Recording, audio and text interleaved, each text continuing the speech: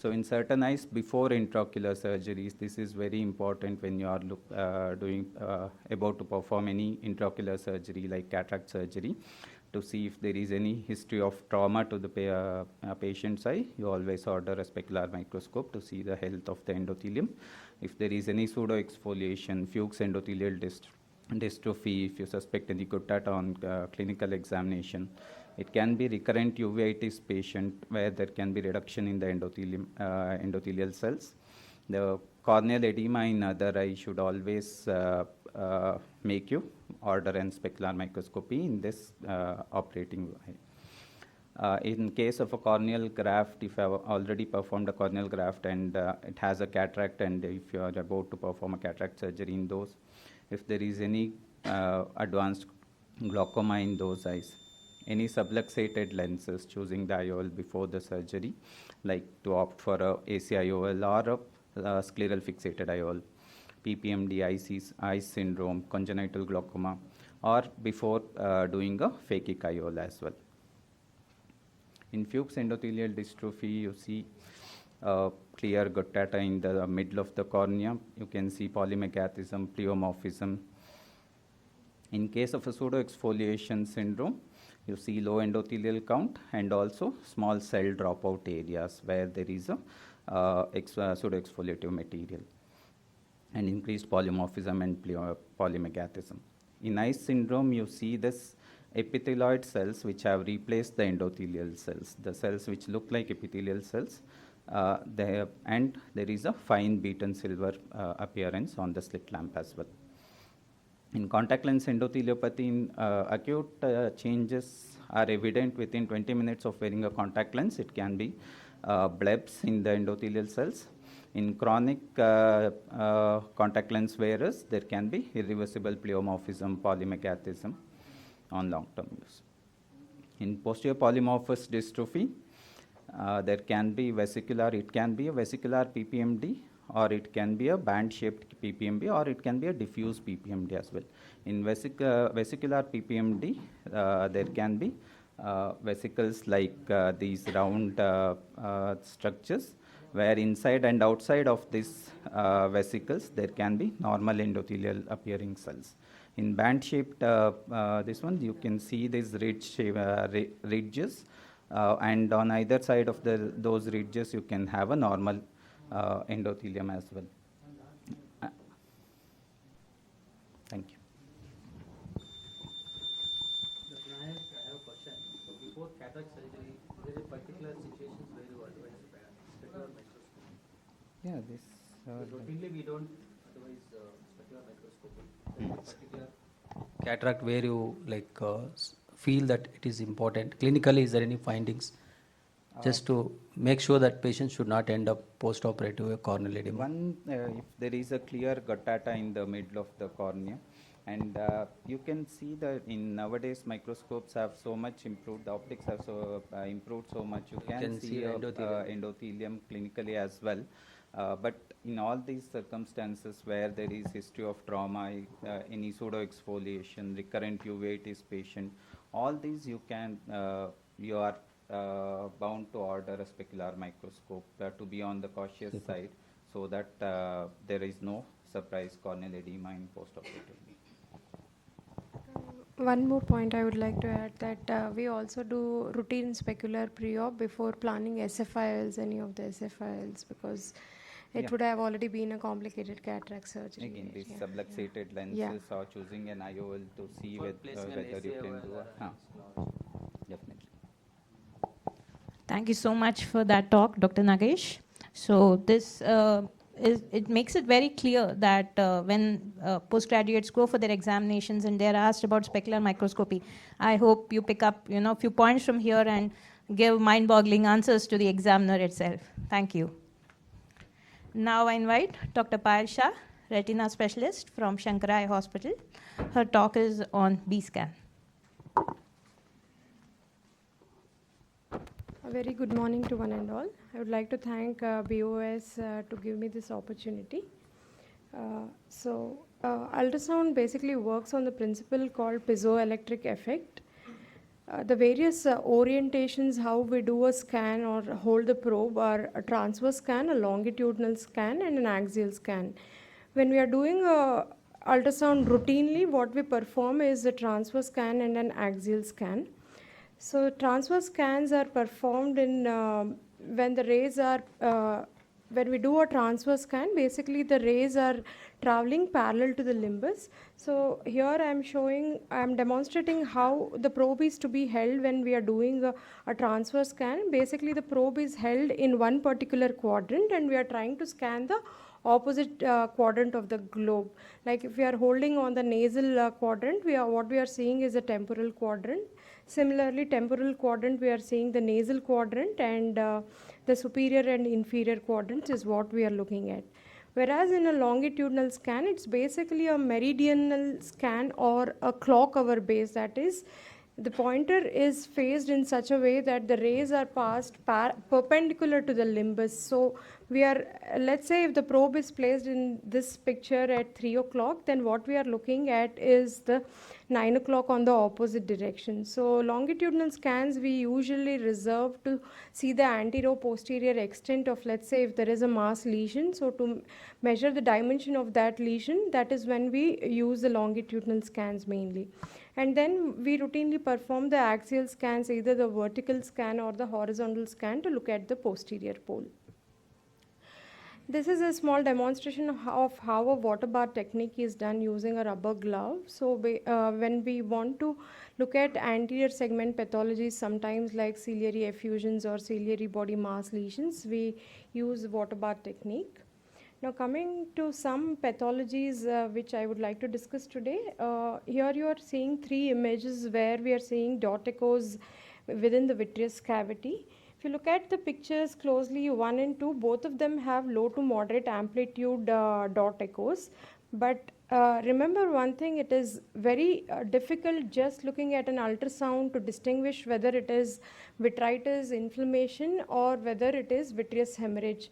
So always we should look at the clinical pointers to differentiate whether it's a vitreous hemorrhage or a vitritis. For example, look at whether there is circumciliary congestion, hypopyon, posterior synechiae, or if there is RCS thickening, which would point towards endophthalmitis, or if the other eye is giving pointers like any changes of diabetic retinopathy or vein occlusions, then you would think of more in terms of vitreous hemorrhage. Now, if we look at the third image here, we see that the amplitude of the dot echoes is almost moderate to high amplitude. This is an example of emulsified silicone oil inside the eye. A similar case scenario which you would also see is in case of asteroid hyalosis, which looks very similar with high amplitude dot echoes here. But the only difference that you would see here is this clear lucid interval in the retrohyaloid space, which is seen in asteroid hyalosis.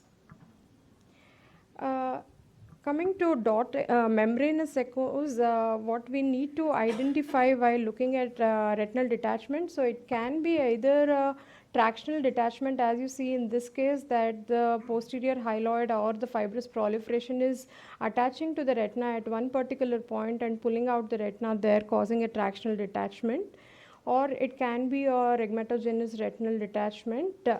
Where sometimes in the ultrasound you can also identify a tear also, and this is a closed funnel retinal detachment. Some of the examples of these roundish lesions which you see are, it can be either a drop nucleus associated sometimes with a vitritis or a vitreous hemorrhage, or it can be a cyst of a cysticercus within the eye.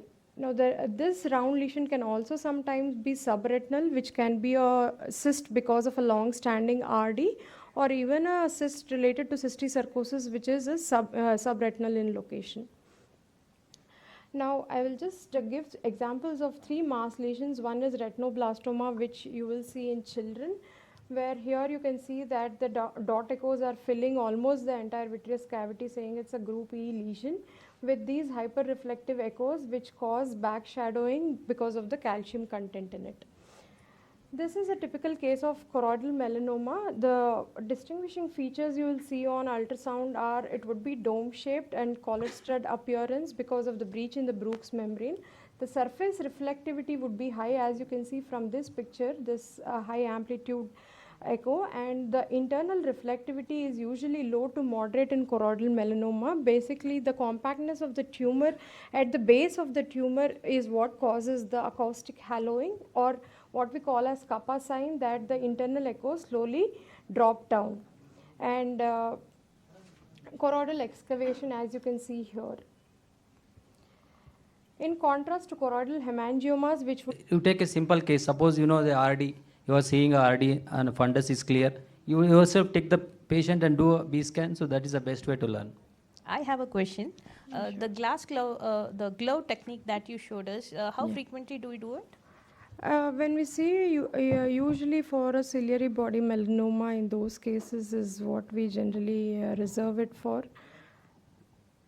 And you fill it up with water, place it on the Yes. eye, and you do the B scan over it. Over it, and you're not supposed to press the glove because that would displace the fluid then, so you should be very gentle while doing it, so that you don't display it. Or even in cases of uveal effusion where we are trying to do ciliary effusion in the ciliary body, in those cases also we do that. Yeah. Thank you But so for much. that to pick up on a B scan, you should have a really big like cyst, because the resolution of B scan is less Yes. compared to your UBM.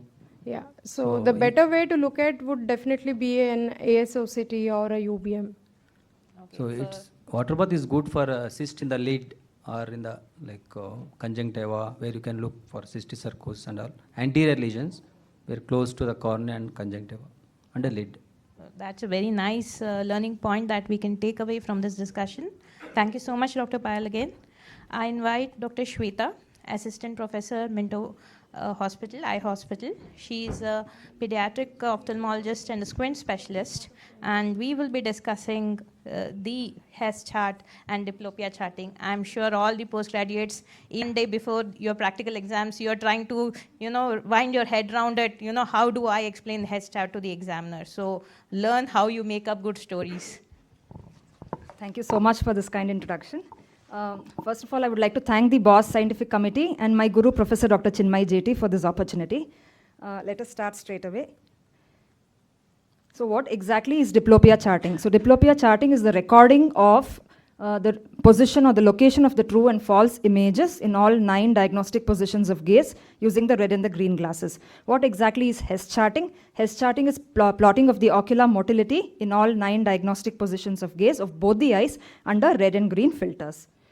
So what is the principle of diplopia charting? So basically here there is one object which is stimulating the fovea of both eyes. So it's based on the principle of foveal direction. So when there is it is stimulating fovea of both the eyes and when there is normal ocular alignment. When there is an ocular misalignment, like in this case where there is an esotropia, so the same object is stimulating an extrafoveal point which is going to be projected in space as a false or a diplopic image. So that is why you have 2 localizations in space. What is the principle of HES charting? It's similar to the diplopia charting. The only difference is here we are using 2 objects to stimulate the fovea of both the eyes, and in the presence of normal retinal correspondence, the 2 objects will be fused and superimposed into a single localization in space. So the HES charting follows the principles of Hering's law of equal innovation and Sherrington's law of reciprocal innovation of ocular motility. So procedure, pretty much all of us are aware, so I would not like to go into the details of it. Only thing you have to remember is the abnormal head posture needs to be corrected. BCVA has to be in place before you could start, and it's always a good idea to give colored pencils to the patient so that he can show the precise orientation of the diplopic images. Some of the golden rules you can remember before going on to the interpretation of diplopia charting. Abductor palsy always produces uncrossed diplopia. Adductor palsy produces a crossed diplopia. Whenever there is an element of torsion involved, so superior muscles, if they are involved, the tilt of the images will be towards the sound side, and it is vice versa for the inferior muscles. So the details of this I'm not able to go into for the want of time. So let's go straight away to the interpretation, step-by-step interpretation of the diplopia charting. Step 1. So which eye is the affected eye? How do we know which eye is the affected eye? We have to first find out which is the outermost image. Why outermost image? Because the diplopic image is always projected peripheral to the true image. So here in all positions of gaze, the green is the outermost image. So the affected eye is the left eye because the right eye, the red filter, green eye, the left eye, green filter as per the convention. So the left eye is the affected eye. So the second step, whether it is crossed or uncrossed diplopia. So here the red image is towards the patient's right, green image is towards the patient's left. So there's no crossover of the images. So it's an uncrossed diplopia. Step 3, what kind of separation of the images is there between the two, what kind of separation? So since both the images are parallel to each other, it's a horizontal, purely horizontal separation of the images.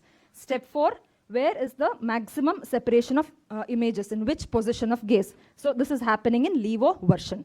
What are the yoke muscles acting in levoversion? So we have the left lateral rectus and the right medial rectus. So which of these muscles is finally implicated? We know from the previous slide, in abductor palsy, there is uncrossed diplopia. Here we have uncrossed diplopia, so it is the left lateral rectus palsy. So let's take one more example. Here, again, step 1, which is the outermost image. So here it is the red image, which is the outermost image. So the right eye is the affected eye. Step 2, crossed or uncrossed. Since right is towards the red is towards the right, green is towards the patient's left, it is an uncrossed diplopia. Step number 3, what kind of separation of images between the two? So there is a combination of horizontal, vertical, and there is torsion also involved. So there's a tilt of the images. Step number 4, which position of gaze there is maximum separation? So it is in levodepression. So which are the yoke muscles acting in levodepression? It's the left inferior rectus and the right superior oblique. Which of these muscles is implicated? Since we know it is an uncrossed diplopia and abductor palsy produces uncrossed diplopia, it's a right superior oblique palsy. So technique of Hess charting, it's all of you much know. Only thing to remember here is the abnormal head posture should be corrected and the eye level has to be maintained with the central fixation dot. And always remember, the eye behind the red filter is the fixing eye behind the green filter is the eye which has to be evaluated. So let's go into the example here. So step 1, which is the affected eye. Affected eye is always the eye with a smaller field. So here the left eye is having a smaller field compared to the right eye. So the left eye is the affected eye. Step number 2, whether it is neurogenic or restrictive. How do we know that? So in neurogenic palsies, there will be a fair symmetry between the inner fields and the outer fields. But in a mechanical or restrictive one, there will be a gross asymmetry. So this is pretty much symmetric, so it is a neurogenic palsy. Step 3, where is the position of the central dot? It is shifted upwards by 5 degrees. So the eye is hypertropic. So the left eye is hypertropic. So which is the underacting muscle in this eye? So it is basically the superior oblique, which is the underacting. And there is a slight overaction of the antagonist of the superior oblique, that's inferior oblique in this eye. And in the other eye, there is a gross overaction of the contralateral yoke muscle of the superior oblique, that is the inferior rectus. So what are we dealing with here? It's the left superior oblique palsy with the sequelae, overaction of the ipsilateral antagonist, and overaction of the contralateral yoke muscle. So let's take one more example. This is slightly different from the previous example. Here we see that the smaller field belongs to the left eye, but there is an asymmetry between the inner and the outer field in both the eyes. So this is probably a mechanical or a restrictive one. So there is gross underaction of the superior rectus and inferior oblique here, and there is overaction of the corresponding yoke muscles in the other eye. So here we are dealing with a left eye orbital floor fracture. So sometimes you may get symmetrical fields in both the eyes. So then you have to think in terms of a bilateral symmetric involvement of the muscles, a comitant strabismus with diplopia, or a long-standing muscle palsy with the spread of comitants. And always, this is a very common question asked in the exams for the postgraduates, difference between the paralytic and the restrictive strabismus on Hess charting. So that is, as I already told you, the asymmetry and the presence of muscle sequelae, which is present in paralytic but not in restrictive. So always remember that the Hess chart and the diplopia chart has to be correlated with the clinical examinations of cover tests, ocular motility, Parkes 3-step test, etc., and never to be interpreted in isolation. Thank you so much for your patient hearing. Thank you so much, ma'am. Any questions? Ma'am, I have a question on behalf of postgraduates and me being an ex-postgraduate. So we cannot always access you just before the exams. So what do you think is the best comprehensive resource to be able to answer in their practicals, which they can consistently read in this era of being overburdened by so many resources? What would you recommend? We were studying the definition of macular in the diabetes macular edema is CSME. So we used to by heart. Now also we teach PGs what is CSME, but we don't usually follow it right now. So we say the macular thickness within the central 500 microns with the artex in the adjacent and all. So DME is nothing but any macular edema or thickening or adducts in the macula is called DME. So that's I feel it's a most appropriate word than a CSME. Okay, after the advent of OCT. CME can happen because of multiple reasons, or it can be diabetes or vein occlusions, post-surgery, post-UATs, okay. So this is a standard definition. You all, for a sake of exams, you all should know at least till you pass, okay. So now coming to the OCT, OCT is nothing but an optical biopsy of the retina. So where you can very beautifully, it's a very beautiful diagram where you can see all the layers of the retina, which has made a phenomenal change or a drastic change in the management of various retinal diseases, okay, which gives guidance about the prognosis and the follow-up of these patients. Here some important landmarks are there I would like to highlight. So you can see here there is something called an interdigitation zone, okay. You can see this is an RPE layer. Above that there is an interdigitation zone. Next comes is our ellipsoid zone or an IS inner segment outer segment junction, and then there is an external limiting membrane. These are the very important layers, and of course there is a Henle's layer and outer flexiform layer, okay. Further details so I'll tell you. So this is a two important zone because the intactness of these layers will predict and help us in prognosticating the treatment, okay. So we can analyze how well the patient is going to benefit from our therapy. So for the sake of postgraduates, it's very important to analyze the OCT in following headings, like what is the intraretinal interface, is there any changes in a epiretinal membrane or a traction, okay. Then foveal contour, is there an obliteration, that means there is an foveal contour obliteration means there is a thickening of the retina, or in case of an extreme foveal thinning also there will be flattening of the foveal contour. Then retinal configuration, is the continuity of all the layers or there is a disorganization, what is the retinal thickness, and the RP and the choroid complex, which is very important in especially choroid CNVMs, okay. So what are the various patterns of diabetic macular edema and OCT? So there are 5 types based on OCT. So that is the spongiform diffuse retinal thickening, where there is a diffuse thickening of the retina. Then there is a serous variety where there is an accumulation of a fluid under the neurosensory attachment which is separating from the retinal pigment epithelium.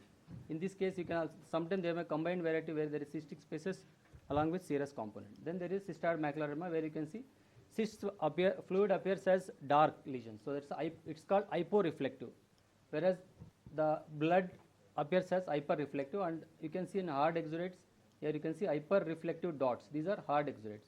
That these dark areas are cysts in the retina. So you can see there is an accumulation of cystic spaces, okay. Then there is something called tossed posterior eyelid, where there is a thickening of the posterior eyelid which is causing the distortion of the retina and retinal thickening, okay.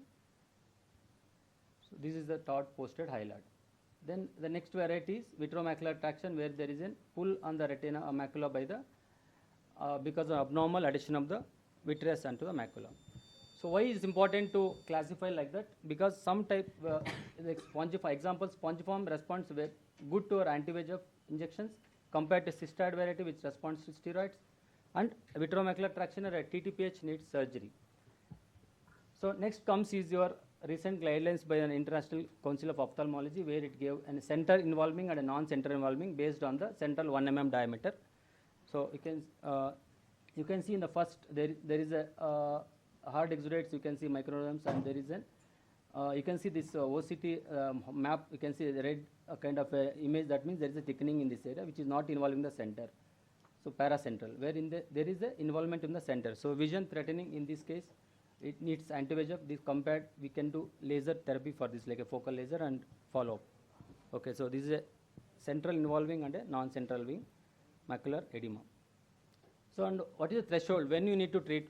So various OCTs show different protocols, and there is a like this is a normal above this thickness we need to treat, like an Heidelberg more than 320 microns, and as OCT around 300 is a cutoff to treat, okay. So then important to know about various biomarkers where you can prognosticate and treat, okay.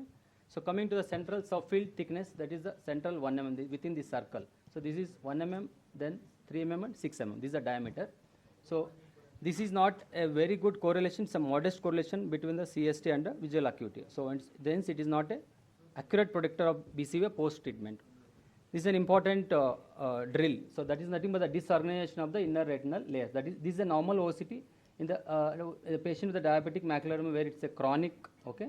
So they can see there is the intactness or the continuity of the layers is not maintained. So that means it's a disorganization of the inner retinal layers where you cannot differentiate between the outer flexiform, outer nuclear, GCL and IPL complex. Okay, nerve fiber layer and ganglion cell complex. So this is the normal and in a drill. So which has a bad prognosis. Next there is a disrupted external limiting membrane, this third layer. Okay, so this also has got a worse prognosis. So this is a case of a chronic macular edema where there is a loss of this photoreceptor layer and an external limiting membrane and a foveal thinning. Okay, compared to a patient with a cystoid macular edema with hard exudates, it has got a better prognosis than this case. Then it's important about hyperreflective dots and echoes. This is nothing but a small dot-like echoes which we are not clinically seen but are reduced. So response to treatment after injection is not good compared to a good vascular density. So that is the importance of OCT. To summarize, OCT is an important tool in diagnosis, prognosis and follow-up of patients with diabetic, not only diabetes, even any retinal disease. So OCT will help us in understanding the presence and the area of the retinal thickening, what is the amount of, we can quantify it, we can see how close to the proximity of the fovea so that we can prognosticate and treat early, okay, and what is the type of edema, what is OCT biomarkers and comparison. Thank you. Thank you so much, sir.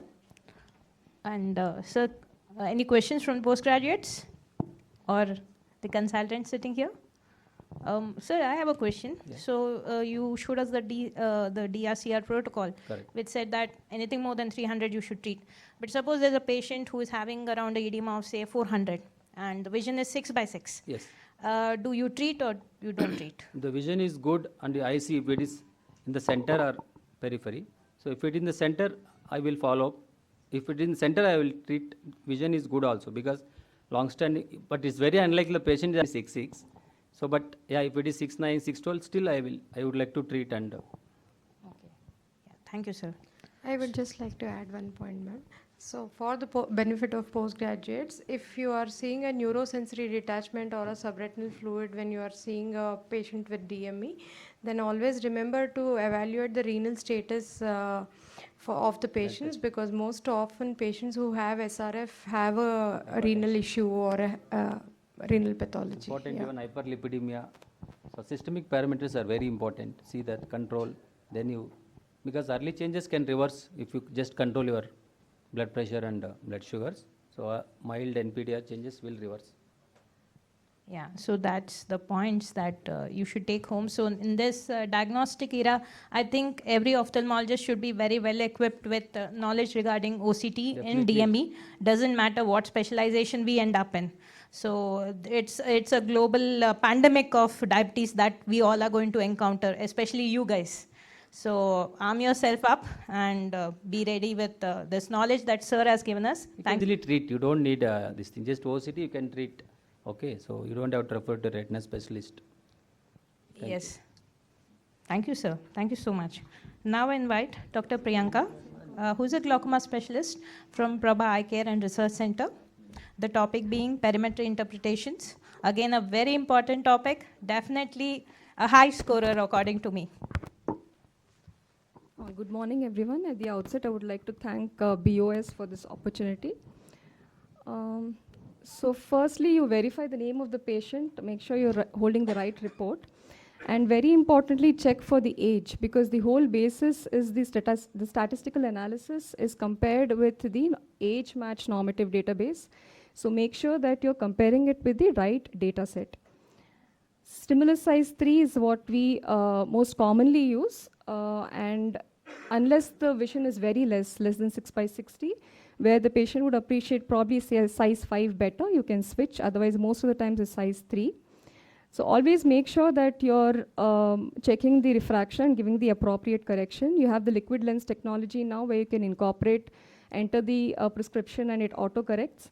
Or you also have this trial lens which you can place. Most commonly, CETA standard is what we use. You have full threshold and Sita standard has even now progressed to have Sita fast and faster. The basic difference is that the testing algorithm is such that it reduces the test time and hence improves the patient efficiency. So 24-2C in Sita faster incorporates 10 additional points in the center. So 30-2, 24-2, 10-2 and macular threshold are the testing patterns. So if you remove the edge points in 30-2 and include just the 2 nasal points, you get the 24-2.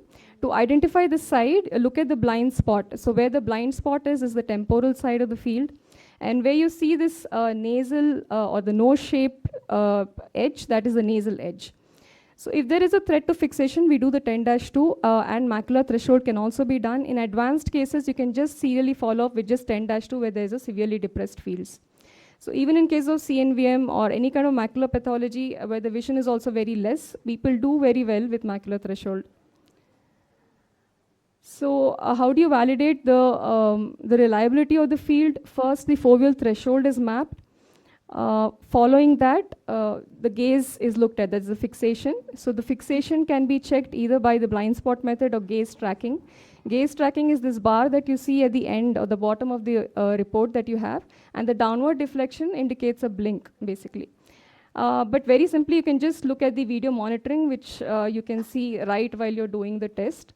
And the upward limit is 20% for all of these parameters, but when you're doing it for the first time in the patient or it's a glaucoma suspect, make sure it's as less as possible. And most of the studies have shown that the false positives are the one which have the greatest impact on the test quality of the results. And do keep in mind that the false negatives can be on the higher side in advanced glaucomatous defects, so don't completely dismiss such fields. Raw data basically records the individual points of retinal sensitivity, and when it's graphically represented, you get the gray scale. The darker the tone, the closer it is to 0 decibels. So when each of these points is compared with the normal of the same age, what you get is the total deviation plot, which is again shown as a numerical plot or a probability plot. So how less it is or how equal or how better that point is as compared to a normal person is what it is mapped as. So when you remove the complete generalized depression by elevating the 7th best spot, what you get is a pattern deviation. So that is for localizing or elevating the local defect. And this is most useful in glaucomatous field defects. In global indices, you have the glaucoma hemifield test where 5 sets of points are compared in the superior and inferior hemifield and look for asymmetry. Visual field index is very important. It summarizes the field status of the patient as a normal age-corrected sensitivity, and it is derived from the pattern deviation plot. The mean deviation gives the overall severity of the field loss and is derived from the total deviation plot.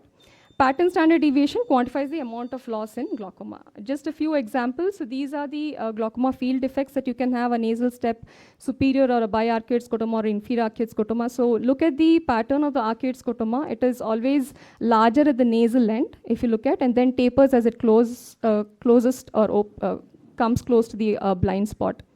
This is the white scotoma, where it's a trigger-happy patient, high false positive. Classically, the high number of pattern deviation scotomas as compared to total deviation. This is a high false negative, where the patient is attentive initially and then becomes inattentive towards the end of the test. So you get this clover leaf pattern. And if you observe over here, the blind spot is shifted downwards. So this is basically if the patient, following the foveal threshold, he fails to look up for the fixation, then you can end up with something like this, or even in superior oblique palsies. High myope, classically you see this enlarged blind spot, which corresponds to the enlarged peripapillary atrophy. But if it's associated with a myopic pathology, then you can see that there is a central scotoma along with an isolated glaucomatous field defect. So this was a young patient, young girl who came to us, 27-year-old, strong positive family history of glaucoma. But look at this, there's a gross discord between the clinical picture and the field defect. There's a dense superior arcuate scotoma, but the disc doesn't look that bad. And if you look at it closely, there is a central scotoma which involves the inferior hemifield as well. So this is an indication for neuroimaging. She turned out to have multiple sclerosis. Post-IVMP, it's completely cleared out. What is left is a glaucomatous field defect. So in the same light, this patient was being treated as glaucoma, completely missed out. And when he came back 10 years later, he had this big pituitary macroadenoma. And in the same light, we did a neuroimaging for this same patient as well, superior temporal defect, turned out to be normal. So what could be happening? So this is the problem. So always clinically correlate and never jump and order for neuroimaging. So this was a very stable glaucoma patient in terms of intraocular pressure always below 10, but if you look at it, there is a rapid progression. So this is a ring scotoma. Actually, this patient didn't have any kind of fundus findings as well. Diurnal variation was also okay, but when we did her ERG, she turned out to have rod cone dystrophy. So very, very important is to correlate clinically and never interpret in isolation. Thank you. Thank you, Dr. Priyanka. So, any doubts from the postgraduates? So, visual field interpretation is very important. Okay. So, thank you. Can I ask something? Yes. Dr. Pal, perimetry is used in both glaucoma and neuroophthalmology as well. So how, suppose the postgraduates have a case in neuroophthalmology, which kind of field should they be answering? So should they say that it's a HFA 30-2 or 20-2, or should they be saying 60-4? So routinely for neuroimaging, we use 30-2. Okay, people also use 120-2 for that. Glaucoma patients, when you know it is a glaucoma patient, a diagnosed case, and you're being followed up for it, 24-2 CETA standard is the gold standard that we do follow. But like I mentioned, if it's an advanced glaucoma where it's severely depressed, there's no point doing it first and then doing the 10-2, just follow up serially with 10-2. If you're just screening for glaucoma suspect, some of them do follow the protocol of 30-2, but what we do follow is 24-2. That should be enough for picking up the glaucoma suspect. For pick up the peripheral lesions better, as in case of neurophthal, then definitely 30-2. Yeah, Dr. Suresh, I would also like to add one point, and especially when you are seeing that the patient's visual acuity is poor, then patient may not be able to perform 24-2. So when you suggest that you want to do it with size 5 stimulus, it doesn't come with a 24-2 program. So especially for neurophthal patients, when you are trying to do for NAION or in such cases, it's better to advise that if the vision is less than 660, advise for a full field with a size 5 stimulus rather than trying -2 and coming back and saying patient is not able to perform the test. And also size 5 doesn't have a normative database. So the analysis is also completely different, but you take it from what you get.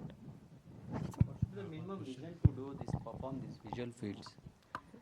There is no set minimum vision, but like I said, up to 6/60 you can do it with size 3 stimulus, and like she rightly pointed out, beyond that you can increase it. Even a CF patient can do it.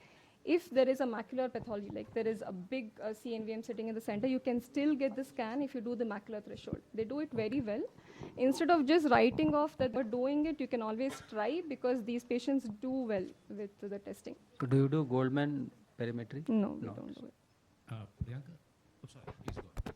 Okay, thank you. So something I would like to mention that I face is that when you let the field test do by some assistant, and you do a glaucoma checkup, and you have always to pay attention that this is if it is a fast or a standard CETA, because sometimes it gets messed up. Clinic is full, and you have a faster, and you compare it to a fast. So you have to pay attention there, because sometimes you get artifacts, and you get the impression that there's a progression in the glaucoma, and none. So this is something that you should pay attention for. Absolutely. So the whatever testing strategy that you used, that has to be serially repeated, and that applies to all of these, whether it's a testing strategy, the point pattern, the pupil diameter as well. Make sure that the same whatever parameters that you've used, always in the serial follow-up, because yes, like you rightly pointed out, it can affect the results. Dr. Priyanka, the thing you mentioned about correlating the clinical and the thing is, even Yes, before the perimetry starts, many of them are elderly, many of them have senile ptosis. So many times Correct, it gives a yes. horizontal Yes. line right on Yes, top, yes. and that should not be considered a field effect. Then there are many patients who tend to squeeze, and so you have both an inferior and a superior artifact, which Correct. shouldn't be mistaken for a field effect. Correct. And finally, it's very critical that the operator keeps the lens as close to the eye as possible, Correct. correcting Correct. lens, because that can cause a constriction edge of fields. artifact, And yeah. these are some things to be kept in mind when Correct. you interpret the fields. Correct. And there are some patients, like you pointed out, sir, ptosis, so that can set in a dark room. We have seen that. So the patient is completely normal when you're examining him in your OPD. But when he goes there, either because of the dim light or he's drowsy, So he kind of, the lids close automatically, and that also give rise to Field effects. yeah, field effects. Yeah. That's a very nice discussion that we end Dr. Priyanka's talk with. Thank you so much. Thank you. Now I invite Dr. Shirisha. So Shirisha is going to speak on lasers in ophthalmology. She's currently working as assistant professor at or a senior resident at MS Ramaya Medical College. I think Ravi sir and me, we are giving each other promotions today.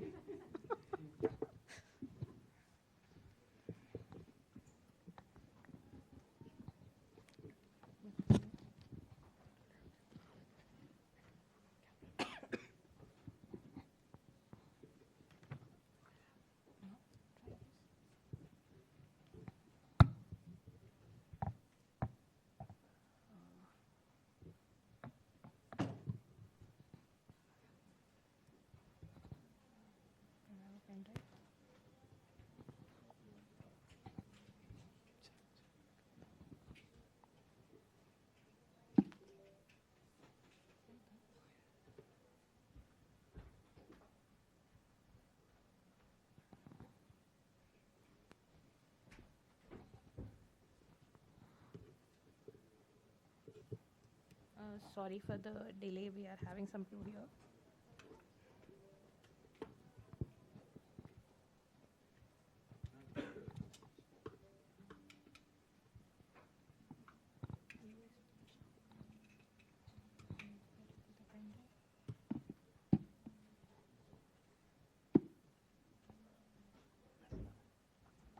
Yeah, we are on.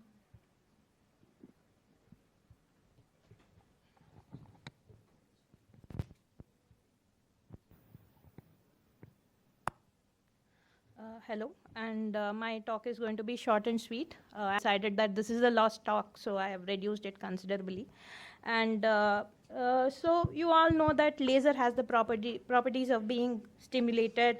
It is monochromatic, highly energized, parallel rays, coherence, and sharply focused. But as a postgraduate, I had a very difficult time in understanding this. So this is the diagram that helped me understand laser. So you can see that this guy who makes coffee is using the steam that is coming out of the cooker to froth his coffee up. So it has all the features. It is stimulated, it is monochromatic, highly energized, parallel, and coherent. This is how we use laser. So this is called the Indian Jugaad. So yeah, so that makes laser very easy for you. So when we are jugadifying light, the properties of light, the three properties that can be mixed up, the same way a DJ mixes up stuff. So we are going to be mixing up the wavelength, the mode, and the power.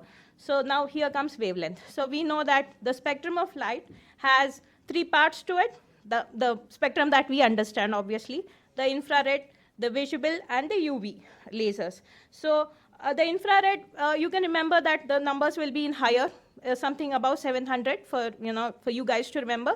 The example being your Nd:YAG, so that's the 1064 nanometers. So the thing with this is the wavelength will be high, but the energy will be less. Coming to visible, remember 400 to 700 nanometers. These are the visible spectrum lights, the red, yellow, and green. The advantage that we have with these lasers is that they get absorbed by the chromatophores that we have in our body. So the example, again, we have the argon laser, which we use very frequently. And then the UV lasers, which are shorter in wavelength, that is less than the visual spectrum, that's 400, but they're very high energies. And these are the ones which are the excimer lasers that we use in our refractive surgery.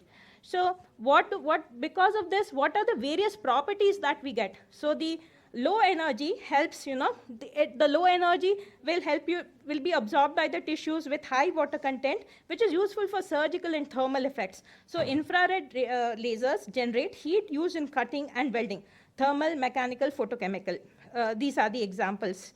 The visible lasers, the red, green, yellow lasers are well absorbed by the RPE, as I said before, making them ideal for photocoagulation. And the UV lasers, high energy, breaks the molecular bonds, ionizes tissues without thermal effects, allows precise tissue sculpting, and is useful in corneal remodeling surgeries, which is called as photoablation.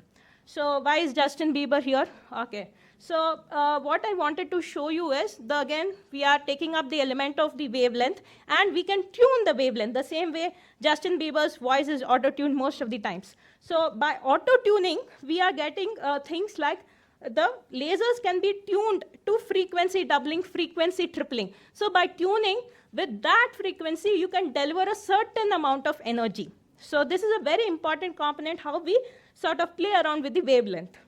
So you have the frequency doubled Nd:YAG, which we will see very soon. Now coming to the second concept that we play around with, that's the power. So what do we see in this graph here? As a postgraduate, I hated all kinds of graphs because there's a graph overload happening, but I'll make this easy for you. So as you see, as the power increases and the time increases, the intensity of the energy that is sort of being delivered is increasing. So the equation, if you remember your Ohm's law, so you have the energy is equal to power into time. So power is modulated by altering energy or time. So increasing laser energy or reducing pulse duration will increase the laser power delivered. So depending on this, we can do various things. That is the first one being photodisruption. In photodisruption, we have high energy short pulse lasers, which causes breakdown of tissue, and a plasmoid is formed, and this plasmoid generates an acoustic shock wave that moves forward to disintegrate the tissues. So this is what we use in our YAG PI. Now the photothermal laser. So this is the photocoagulation, the thermal reaction, the heat production comes into play. So the temperature rise here, please remember, is 10 to 20 degrees only, which causes a coagulation or thrombus formation. Now coming to vaporization, these are the femtolasers where the temperature can go up high up to 60 to 100 degrees. So this is, we can use this to cause the incisions that we do in femtolaser. And the ablation, again, we use, as I said before, the UV wavelengths, high power lasers, break chemical bonds that hold tissues together. So these are the PRK, the lasers that you use in PRK and LASIK. So coming to mode. So this is a very famous pic. This is the Thanos snap. And why the snap is here? Because this is the third component that we can change in lasers. Thanos, by snapping his hand, has combined all the power of all the 5 elements. So here, we will do the same snapping in mode of Q switching or mode locking. So this is going to trap all the elements in a closed chamber, and it suddenly gets released to give the highest energy in the least number of shots. So that's called as Q switching and mode locking. We use Q switching more frequently because it is more economical and easy to maintain. Now coming to the YAG PI, so I'll be talking about 2 lasers only today, the YAG PI and the PRP, due to lack of time. So here, the road is closed, so our only option is do a disruption of plasma formation. The lens that we use is the Abraham lens, the plus 66 diopter lens. It magnifies the image, helps you, give the correct amount of energy at the correct site. So coming to the capsulotomy, here you have the capsulotomy lens. The defocus is set to 100 to 150. The defocus is a posterior defocus, so that again the plasma formation the echo sort of pushes the energy forward and makes the holes. And now we are coming to the PRP lasers. The argon laser can be used, the frequency doubled Nd:YAG laser, and the Pascal laser. These are the lenses. The PRP settings, please remember these PRP settings. I couldn't answer them always. So the spot size 200, power 200, pulse duration 10 to 100, 1 to 1.5 spot distance, and 1000 to 1500 spots in total. So, coming to this, the studies which are relevant to lasers in diabetic are the DRS and the ETDRS, which established that early photocoagulation reduces moderate visual loss by 50%. PRP reduces risk of progression to severe PDR to 4%, need of PPP by 50%, and in non-center involving DME, we can attempt focal laser to reduce the risk of vision loss by 50%. A single PRP session reduces the oxygen demand by 20%. So 3 sessions, we are looking at 70% reduction of oxygen demand, and VEGF reduced by 70% after completion of PRP. So I'm hoping I have lasered some shots into your heads, and I'm ready for any doubts. Dr. Sirisha, I just wanted to point out one thing. For all the DNBs here, I would suggest not to mention argon laser when you are asked in Viva, because no longer we use argon lasers for PRP. It's everywhere we use either yellow laser or green laser. Yellow is a 577 nanometer laser, and it's a green laser is frequency doubled Nd:YAG 532 nanometer laser. So please do not say argon lasers when you are asked in your viva or exams. I'd like to thank Dr. Sirisha for wonderfully concising in 10 minutes. Lasers is a very big topic, and thank you. And I'd like to thank all the speakers, and now we are running short of time. Thank you. Any doubts, one or two questions we can take? Thank you, everyone. Thank you so much for joining us today.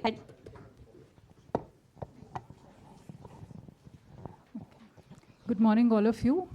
We have our next session, the Neurophthalmology session. You guys can please take the picture. So welcome all of you on this Saturday morning.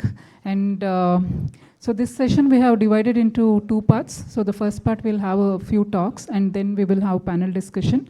And we have with us two non-ophthalmologists. We have Dr. Raghunandan Nadik, the neurologist from St. John's itself, and we have Dr. Vijay Kumar, radiologist from BMC. If you have any of the other, like most of the neurophthal cases will go to the neurologist and also for imaging. So we will have them with us, and I also see many stalwarts among the audience. Mahabaleshwar sir is there. We also would love to have the audience input for this.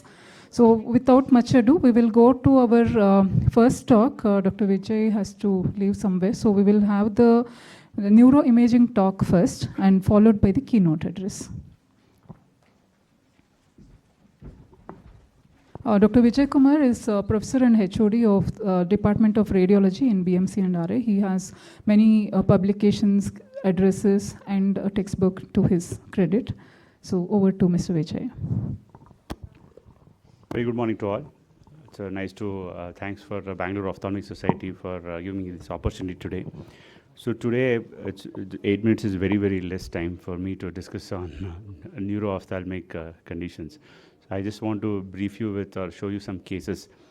So firstly, the clinical deficits are usually determined by the anatomical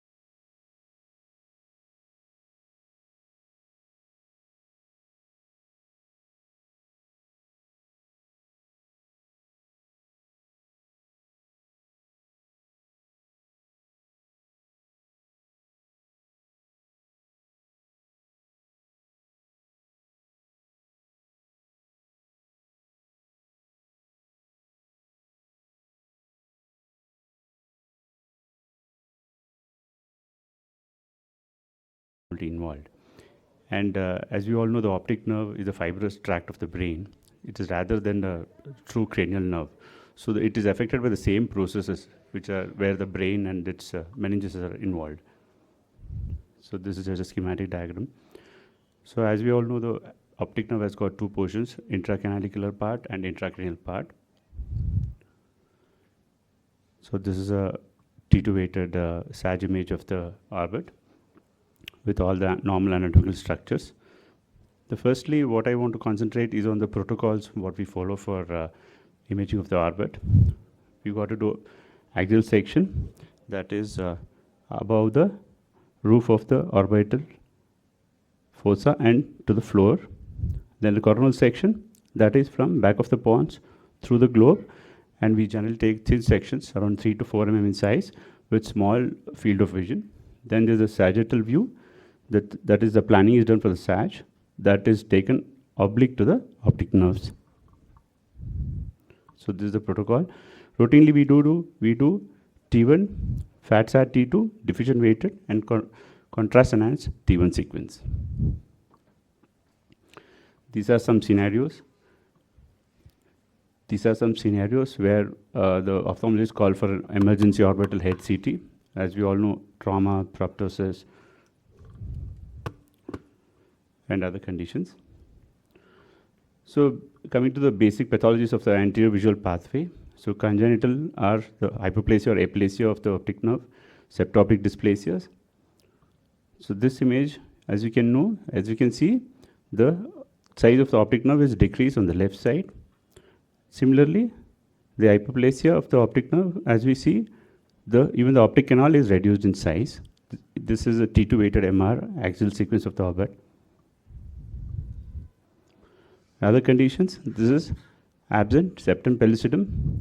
You can see there is pointed anterior of the lateral ventricles. This is a normal cavum, septum pellucidum. This is a normal septum pellucidum. In this condition, you can see how it is caveated. Cause disease, it is a retinal telangiectatic conditions. On CT, you see high attenuation area in the subretinal space or subretinal region. Coming to persistent hypertrophic primary vitreous lesions, you can see there is retrolental hyperdensity within the globe and reduced in size, and this fibrous band on T2 weighted MR sequence is beautifully made out, and there is retinal detachment with hemorrhage. Coloboma case, you can see the focal posterior defect in the globe with vitreous herniation. And dermats also can come. They are extracorneal masses. They are seen in the superolateral region. Coming to other demyelinating lesions or the inflammatory lesions. Firstly is the retrobulbar optic neuritis. As we all know, it is usually unilateral in case of multiple sclerosis. Here you can see the left optic nerve is thickened and enhancing on post-contrast. The same thing is made well made out in the coronal section. So you can see the fat standing around the optic nerve, and you can see multiple hyperintensities in the deep white matter consistent with multiple sclerosis. Another case, here you can see the posterior segment, short segment enhancement of the optic nerve, and you can see because of multiple sclerosis, the involvement of the cord with hyperintensity within the cord region, and you can see multiple hyperintensities in the deep white matter, which are perpendicular to the lateral ventricle, giving a Dawson finger sign. Coming to the next condition is the neuromyelitis optica spectrum disorders. This we consider when both or bilateral optic nerves are involved. This condition you can see both the optic nerves are enhancing and thickened. And in the axial section T2, post contrast you can see the optic nerve enhancement, and very importantly the optic chiasma enhancement is very well made out. One more case, you can see bilateral optic nerve, both the intraorbital and intracanalicular part is enhancing, and you can see the good enhancement of the optic chiasma also. So granulomatous conditions like TB and sarcoid also involve the optic chiasma and the meninges. Here you can see there is diffuse leptomeningeal enhancement, not well made out here in this slide, And you can see the optic chiasma is enhancing beautifully in this case of tuberculosis. Pituitary infundibulum also involved in case of inflammatory pathologies. Here you can see the pituitary gland and the infundibulum, which is beautifully enhancing, and there's also optic chiasma enhancement. Coming to extrinsic compression, even of the optic chiasma is also known to happen. So this is the CT image, SAT CT image of a meningioma. You can see that is hyperdense in nature because it is densely cellular, and you can see some calcific foci within. And the same SAT section you can make out a post-contrast T1. You can see the meningioma is beautifully made out. See, you can see the difference between the CT and MR image. Look at the soft tissue resolution in soft tissue contrast resolution in MR. In CT, we can hardly make out the margins of the lesion. In MR, the lesion is beautifully showing homogeneous enhancement. We can see the dural tail. We can see the extrinsic compression of the optic chiasma, very classical of sphenoid meningioma. Another case of figure of 8 or dumbbell-shaped macroadenoma. You can see how the optic chiasma is draped over the lesion, the extrinsic compression by the lesion. Another case of craniopharyngioma, very classical. Once you see calcific specks within the lesion, very classical of craniopharyngioma. And on the MR, you can see the cystic changes and the enhancement pattern and the superior compression of the lesion of the optic chiasma. It's not working.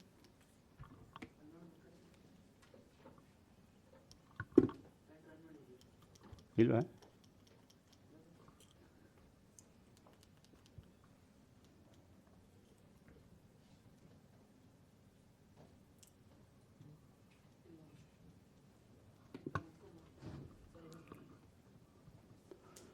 Coming to neuroophthalmic manifestation of thalamic disease, the thalamic infarcts are known to cause this, ischemic and thalamic infarcts. Here you can see on the MR flare image, you can see hyperintensity within the thalamus, left thalamus. So that is suggestive of acute infarct. On CT, you can see bilateral thalamic involved, both the hypotenuse areas in both the thalamus, very classical of infarct of the thalamus. Temporal lobe and parietal lobes are also involved. In this case, you can see there is a glioma in the occipital region with the compression of the mass effect on the subfalcine sulcus. And other conditions like CNS lymphoma are also known to cause. You can see the left-hand side image where you can see multiple enhancing lesions in the periventricular location, very classical of CNS lymphoma. If I had a pointer, I could have showed well actually. And the lung mets, like metastatic lesions, are also known to cause posterior occipital visual pathway disturbance. So this is a case of lung metastasis. And another case of cerebral abscess, you can see the beautiful wall enhancement of the abscess with the necrotic area filled within the center. AVMs are also known to cause. This is involving the parietal and occipital region. The feeding vessels and the draining veins are seen.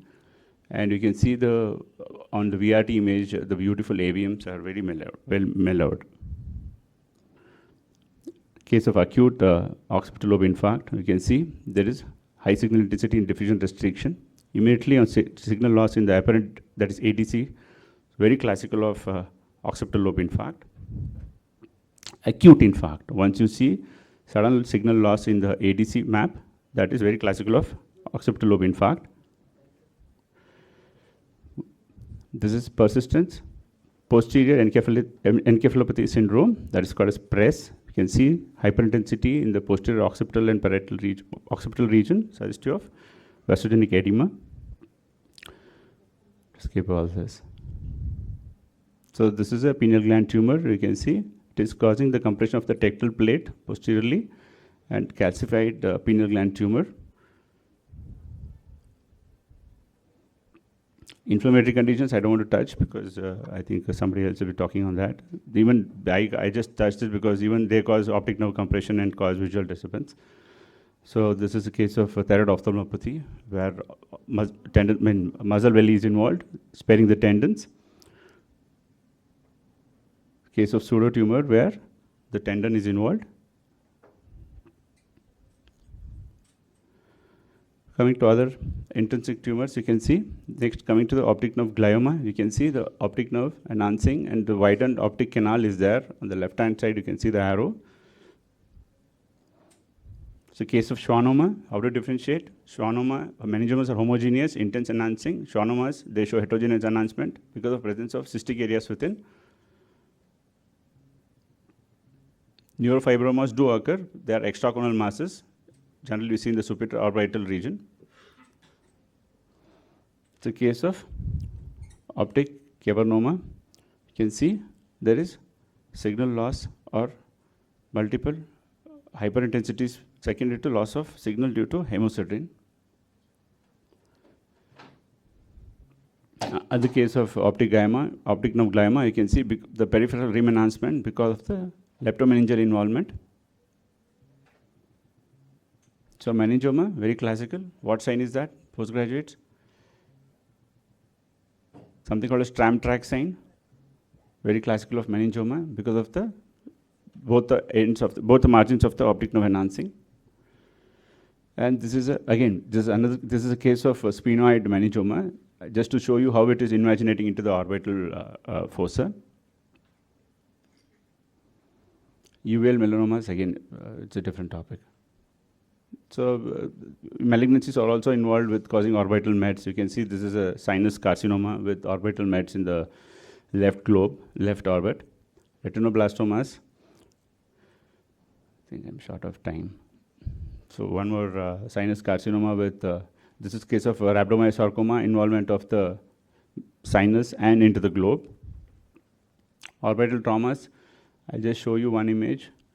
Here you can see the optic canal fracture and causing the indentation of the optic nerve. Keratocaverous fistulas also can cause mass effect on the optic nerve. And coming to infants, the cerebral visual impairment, the etiology most common is hypoxic ischemia or CNS infections or hydrocephalus. The first thing what we see is in the infants, the transcranial ultrasound, you can see the hyperechoic areas within the brain parenchyma, very classical suggestive of hemorrhage within.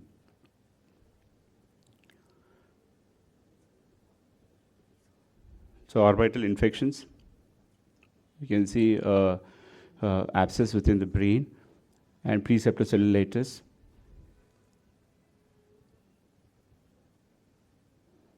So coming to CIS3D sequence, this is a very important sequence because in this we can evaluate the cranial nerves and the nerves beautifully because they are very well made out.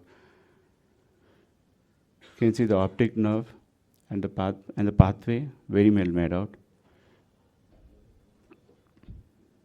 So oculomotor nerve, you can see the normal oculomotor nerve with the basilar artery. Here you can see the oculomotor nerve is being, the right nerve is being compressed by the basilar artery. On the left, oculomotor nerve is free. Here you can see the abducens nerve is enhancing. The enhancement is very well made out. Then one more image of the trochlear nerves. Abducens nerve made out at the pontomedullary junction. So these are a few cases. So I just want to conclude, X-ray is a wonderful tool. Ocular ultrasonography, you do it for globe, CT for trauma, but MR is a modality of choice to look for the orbits, inside the orbit, outside the orbit, and inside the cranium, and inside the brain, and outside the brain too. So MR is an examination of choice because of superior soft tissue resolution and discrimination from the intracranial anatomy. Thank you so much for the Bangalore Ophthalmic Society for this opportunity. But the time is very short actually. Had I got specific topic, like. Check. Yeah, thank you so much. I invite Dr. Bhattu sir to give a token of appreciation to Dr. Vijay. Can you please take it? Material for 6 hours.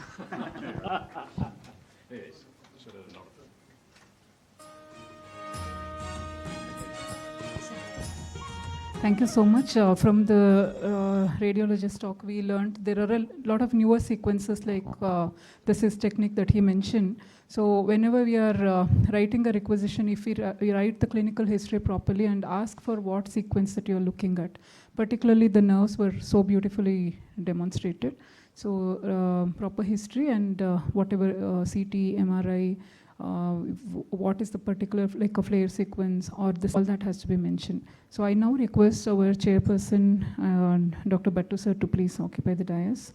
I also request Savita madam, please come, so that the panel can simultaneously happen. And I request our keynote speaker, Dr. Raghunandan Nadik, to come on to the dais and give his keynote address. So this keynote address is optic neuritis and perspective from a neurologist. So basically, most of the time, the common cause for sudden vision loss, decrease in visual acuity in young patients is optic neuritis. See that and just refer to the neurologist. And we do not know what happens afterwards. So here we are going to hear this. I also invite Priyanka to come and convene the session.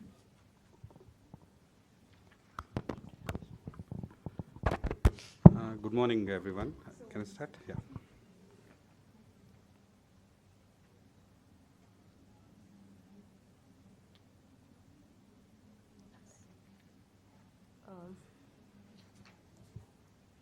Good morning, everyone. At the outset, I would really like to thank Dr. Raghunandan for taking the opportunity to enlighten us on this topic. Sir is a professor and head of Department of Neurology, St. John's Medical College. He has special area of interest in stroke, neuroimmunology, epilepsy, neuroophthalmology, and neuromuscular disorders. He has 7 gold medals from MBBS and Karnataka University and gold medal in MD General Medicine. He has around 50 publications in both national and international journals. And he has held various posts of eminence in various professional bodies. Thank you, sir, for accepting this invitation. Yeah. Thank you. Thanks for the introduction. At the outset, I thank BOS for inviting me, Professor Bhattu, who was our former colleague, and Dr. Chinmay, who was calling me here. So next 15 minutes or so, as we see commonly, we interact with ophthalmologists into afferent pathways and efferent pathways, like what we interact. So this is, we talk more on the afferent pathway. When come with most of the patients, when they have vision loss or diplopia, they visit you and then you refer to us. So what can be done at your level, what we can do, every patient need not have to come to neurologist. You can take decisions. So that's what we are going to discuss. So in my next few minutes, we'll be talking on these things. So I'll be giving more of concepts. Some slides may be repeated. Sir, there was a good talk on radiology. Same sequences will be shown. So as we all know, optic neuritis is an inflammatory optic neuropathy that affects many patients with multiple sclerosis. So all patients who have optic neuritis is not MS. So in a part of their life, in a MS, they will usually have optic neuritis. So any patient in their lifetime, if they have MS, they will have optic neuritis. And there are very other autoimmune causes which can cause optic neuritis. So we all thought MS is not common in our country, but it is not true. So MS is common because we have a large population, even though the incidence is about 0.8.3, that is what has been shown in Mangalore. And then in that majority patients, we have more of NMO. So earlier we all thought they are MS. Now, once the antibodies have come, biomarker, we are able to classify them. So there are 4 things: vision loss, you suspect optic neuritis. So you have to ask yourself, what is the pathology is happening? Is it a retrobulbar optic neuritis, which is more than 2/3 with normal optic disc appearance? Do they have papillitis? That is the involvement of the intraocular part predominantly. Is it a perineuritis? So, because if you classify them, if you think it is a perineuritis, it is usually unlikely to be MS. So you will think of a granulomatous, other causes like a MOGAD, or a neuroretinitis. So neuroretinitis is definitely not primary inflammatory disease of a nervous system. It could be an infection, or it could be. See an optic neuritis, you always think whether what is the pathology, perineuritis, retrobulbar, papillitis, or neuroretinitis, or combination of all these things. So what is the definitions? So based on the experience. When the patient comes to you, it may be the first attack. It could be an isolated optic neuritis, a single and isolated. This could be a retrospective. So then relapsing isolated optic neuritis. So this patient has come, you have treated, you have evaluated, found no cause, they go on coming with relapsing. These are relapsing, and there is something called as a chronic relapsing inflammatory. These are all more common ones. Those numbers are coming down, but still there are a group of disorders, patients who has got this. And you have NMO, neuromyelitis optica. So spontaneously recurring relapsing episode of optic neuritis and MS. So, and what are the causes? So demyelinating lesions, inflammatory, that is what more of my talk will be today on. And autoimmune, infectious, inflammation, post, that I will not be touching much. So the whole idea is, because that is a common thing what we see, how to classify, what to do. So while we are evaluating with patient with optic neuritis, as you all know, which and examination, getting the timelines, all those things is the most important thing, which we are all going more towards the imaging. Patient come vision loss, you do everything normal, do MRI, then that's not the way. Evaluation begins with a careful history, how it started, how it progressed, what is the onset, progression, did they have pain, all those things will give you, and then interpret the laboratory imaging and the visual testing. So always those things are important. So what we'll see is a typical optic neuritis, that is what we see in multiple sclerosis. This is based on that ONNT trial, which evaluated more than 445 patients for 15 years. What has been found that neuritis, a typical what we call is a subacute, monoocular, painful extraocular movements. Those are important points. When they have pain on movement of eye, vision loss, it is very likely to be a optic neuritis. So, and then relative afferent pupillary defect. The first thing to happen is color dysmorphism. So they may not be able to recognize the hue, change in the color, and decreased contrast sensitivity, and visual field defects. Deficits can be any type in multiple sclerosis. It doesn't have any specific type. And then there can be fluctuations. So Uthoff phenomenon, somebody would have had optic neuritis few days, they would have recovered bath or heavy hot water bath, or in this one they can have worsening. And then some Fuller's phenomenon, when they see something moving, they see their objects are moving. So when you look at their fundus in a typical optic neuritis, it can be normal. Or there may be a mild edema if there is a papillitis. By majority, in 65%, they will be normal. So retrobulbar neuritis. So what is the natural history of the optic neuritis? Is classical presentation is unilateral, moderate. So these are important things. Somebody comes with bilateral, it is not MS. Simultaneous means if they have presented to you with bilateral visual loss, don't think it as MS first. See, anything is possible in medicine, but that is not the first thing you consider. And painful vision loss with afferent pupillary defect and normal fundus, that is high likely to be a multiple sclerosis. Bilateral vision, lack of pain, severe loss of, these are all red flags for an MS. But typical optic neuritis in an MS is spontaneous. If you don't treat also, they will improve. So by second or 3 weeks, regardless of the treatment, this is why many of the patients we may not get. So some blurring will happen, pain, after 4 or 5 days they're stable, then they become better. So they won't come to you. So visual acuity starts improving and continues to improve over next 6 months, and no deterioration in vision and withdrawn. So that is another important thing. So you have started steroids, patient has improved, then you start withdrawing, and if they start worsening, it is not MS. Usually in MS, they don't worsen, though there are other causes. And pallor of optic disc is seen 4 to 6 weeks later, so you can find a optic neuritis. So what are the investigations? The basic demyelination is a common cause. To do visual fields and OCT, which I'm not going to detail, need an MRI of the brain with orbit. So, and then we can do the VEP. No need to do any special serological investigation except for routine. But this was all the old talk, but now it is better we do all these patients, at least the serum, NMO and MOG antibodies. And CSF studies depends. You want to do it, you may not. So this can all be done by a ophthalmologist, need not have to come to a radiologist. You can have a diagnosis by the end. So if you have this picture in the mind, that is takeaway of this. I think this repeatedly will be coming. So NMO is a astrocytopathy. So astrocytes are involved. MOG is also oligodendroglial MS. So you will have a short segment in MS. You have an entire thickness of your entire length of the optic nerve will be involved in the MOG. And the NMOSD, it is more retro with optic chiasma being involved. So in MS, as this has been seen, you will see a short segment. Sorry, yeah, it's a short segment. Diffusion restriction can be seen whenever there is a demyelination. Not only infarct, you can see a demyelination, you can see a diffusion restriction.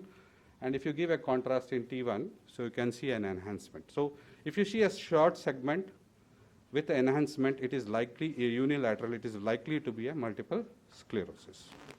So, and if you do the MRI, as shown by our earlier speaker, so you can see some periventricular ovoid demyelinating plaques. So this is a classical of an MS. So when do you suspect an atypical? So presentation is under 12 or above 50, pain and or loss of vision presenting for more than 2 weeks. So normally 4 or 5 days, MS will settle, then they start recovering. If it is progressing, if there is an absence of pain, and if you see retinal abnormalities, unexplained optic atrophy, severe loss of vision in patients, basically in our country, severe loss of vision without early recovery. So in an MS by dictum, they will have vision loss, they will recover. It may not fully recover, but they will recover. If they are not recovering, it is not multiple, it is an atypical. So this was all atypical was a concept before we got the biomarkers. So now some of these have grouped. So atypical course is progressive loss of vision. As in MS, there won't be progression much. Absence of recovery for more than 3 months.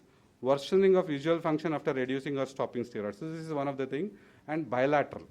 So MS is usually unilateral. If you have a bilateral, you should suspect it is not MS.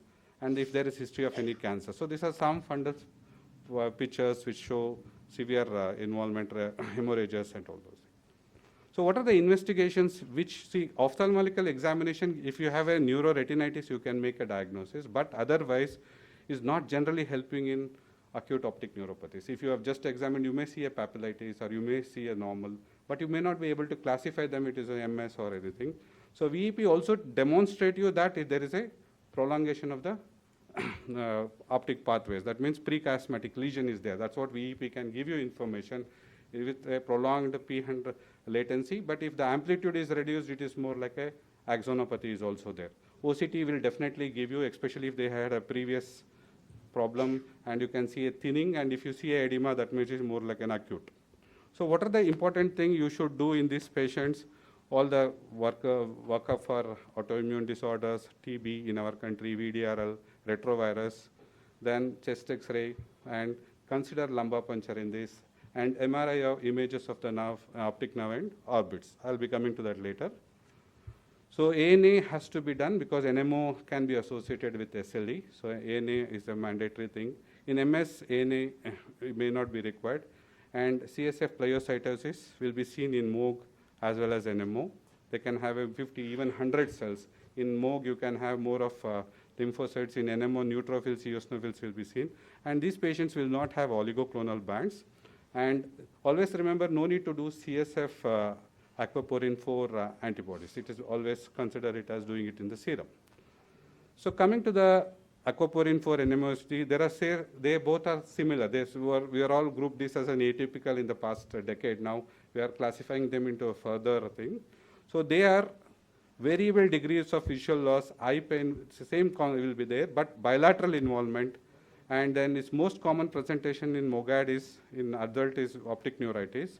In contrast to MS, as I was mentioning earlier, bilateral simultaneous, not sequential. MS can have a sequential, right eye recovery, then left eye. So bilateral simultaneous involvement is a red flag, and usually aquaporin 17 to 82%, and in MOGAD up to 50 to 84%. And visual loss at Nadir is usually severe with median visual acuity of hand movement in aquaporin 4, and little more better in the MOGAD. So if you have a severe visual loss, bilateral involvement, clinically you can think this is a patient as having a NMO.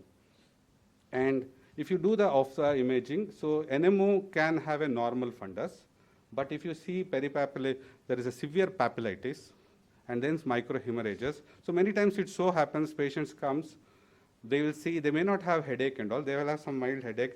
This will be all diagnosed as papilledema. So papilledema, and then the management is thought, do lumbar puncture, raise IIH. So the most important thing, even with this much papilledema, vision loss will not be very severe. So clinically, if you see a picture of this, which vision loss, you should always suspect this is a MOGAD, or it's a inflammatory papillitis. So optic nerve imaging, I think this has been discussed. The important thing is you have to order for the fat suppressed, T1 and contrast. Thin sections has to be done so that you can see all the, because it can help you in differentiating. So these are the some characteristic features you see involvement of the entire optic nerve pathways. I'll be rushing through this, and this is, I think, the image was shown, which is involvement of the optic chiasm and all. We'll come back to this later. So this is the classical thing of a MOGAD. Entire thickness of the optic nerve is increased, and there is a perineuritis, inflammation, and then even you can have inflammation in the orbit. So that is more suggestive of a MOGAD. In NMO, you don't find that. In MS, you don't find that. Perioptic fan stranding is more classical of anti-MOG antibody. So this is general, what all the differences between the two. So CSF can have pleocytosis, oligoclonal bands will not be involved. And the important thing is you should do the NMO-MOG antibodies in the blood, and it should be a cell-based assay. Don't do ELISA. ELISA may give a false negative or a false positive. So coming back to the same thing, to revise, if you have this picture, this is NMO, this is MOG, this is MS. The corresponding MRI findings which were there. So what really happens in an acute attack later, all the optic nerve will be thinned out more in this NMO and MOG compared to the MS. So this is what one should take away from here. And there is another thing which antibodies is coming. I think in the West they are doing it. In India we are not doing. There is something called as optic with glial fibrillary protein. So this all earlier atypical or this one could be this, but they will have additional features of encephalitis and seizures. Astrocytopathy, they also respond. So we may get these antibodies in future. So it will be similar to like a NMO. Okay. So this is just in general the table differences between various. So coming back to the, I'll rush through a few concepts of treatment. What are the important thing in the treatment? Promote recovery after an acute attack and prevent subsequent relapse. So this is the concept. So whenever patient comes, you have to treat the acute attack. How do we treat? You have to give methylprednisolone 1 gram 3 to 5 days. Sometimes, if not recovering, 7 days, but 3 to 5 days. And this can be given oral also. Oral also high dose can be given. That is what has been shown. So in an MS, you can taper gradually over 11 days and then stop it. But you shouldn't do that in patients with NMO-MOG. You may have to gradually bring it down. You may have to keep them on a small dose of steroids.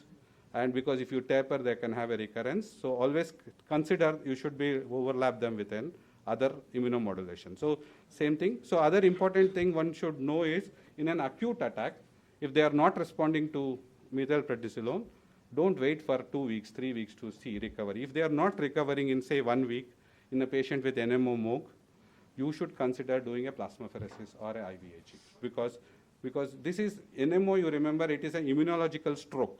They have a deficit maximum. They will, if they have one more attack, the recovery will be very poor. So you should always keep it in the mind, just not steroids. You may have to do additional plasmapheresis. I'll come to that. So this is what one should know, and steroids should be gradual taper.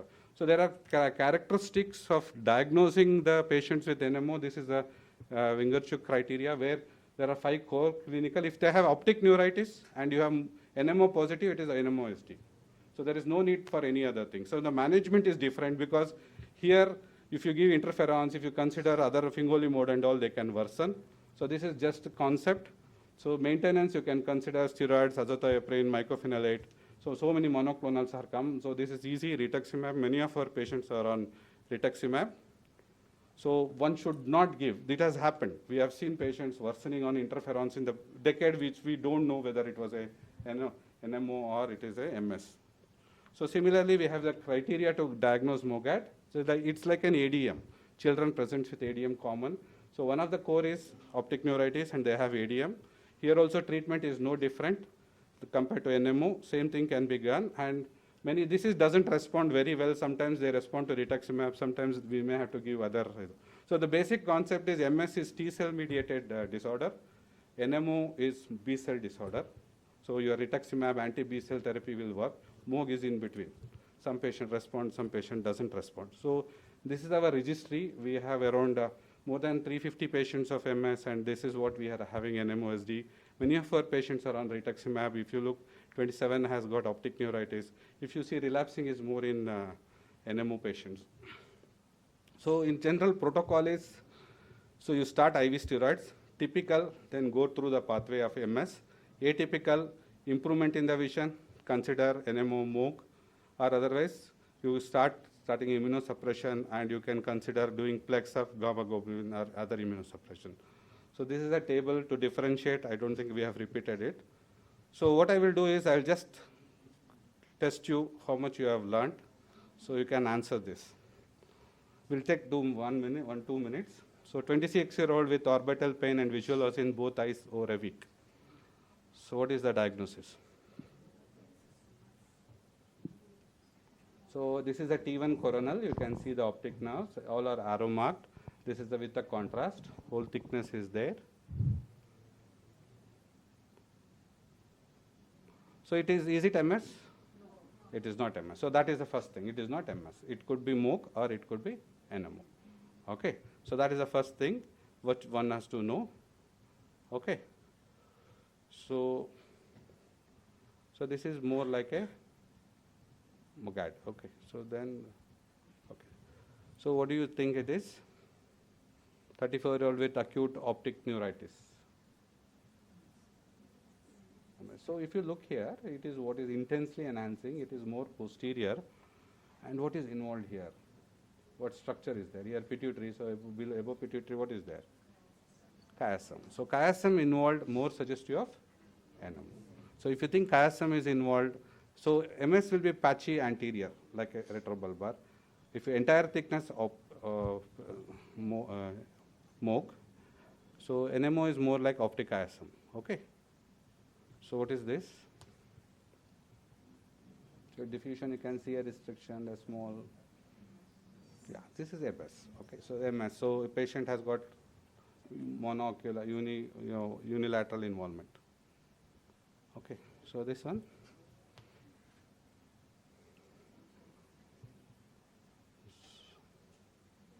So there is another clue. So meningeal enhancement. So this is usually this is the other thing where they can come with headaches, seizures, with an optic neuritis. So they can have this is called as flames. That is flare. So this is usually seen in MOGAD. So MOGAD can have where it's a glial fibrillary. They can also have involvement. It's not the demyelinating alone. They can have meningitis like leptomeningeal enhancement. Okay. So in conclusion, optic nerves result in number of inflammatory and infectious. Subacute painful vision loss accompanied by apparent fibrillation should raise concern of optic neuritis. That is the only thing. Idiopathic associated with MS is often self-limited and has strong chance of recovery. Inflammatory optic neuropathies associated with MOG and NMOSD, however, are typically more severe and often recover without prophylactic therapy. Importantly, NMOSD optic neuritis has a lower probability of visual recovery, and early intervention with plasma exchange may enhance visual recovery. So that is an important thing. If you have somebody is not improving vision with steroids, don't sit on it. We may have to go next level so that they will recover, because after some time they will not recover. We have patients who are blind with NMOSD and optic. Even in MOG, we have patients who have become blind. But MS will not become so much blind. So one should always have steroids not responding, always think and then act. So NMOSD in Nimans, if you send, it costs 6,000 rupees. If you send through a government hospital, it costs 4,000 rupees to do that serum test. And one more important thing is, before giving steroids, you take these samples. So if you have immunosuppressed, your test may come negative, which I didn't tell. So always remember, take the sample and then give the steroids. So it may come negative and CSF may not be required. And it is high sensitivity and specificity. If NMOS comes positive, it is NMO, and same thing. So we can all have that, and then patients will have a good outcome. And these are the references which can go through. And thank you. Thanks once again for interacting with you all. Thank you, sir. I have an announcement. There is a car, Hyundai car with the number KA03ND0676. It's blocking the way, and whoever is the owner, if they're in this hall, to please go and remove it. Thank you. Thank you very much, sir. Please, sir. So you can join us here. I now invite Dr. Priyanka Ramesh to give her talk on differentiating neurological optic disc from glaucoma.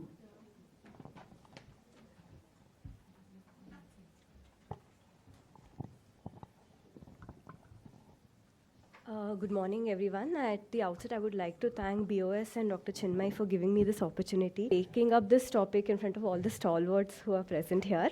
So connecting the dots and differentiating between neurological and the whole slide is not coming.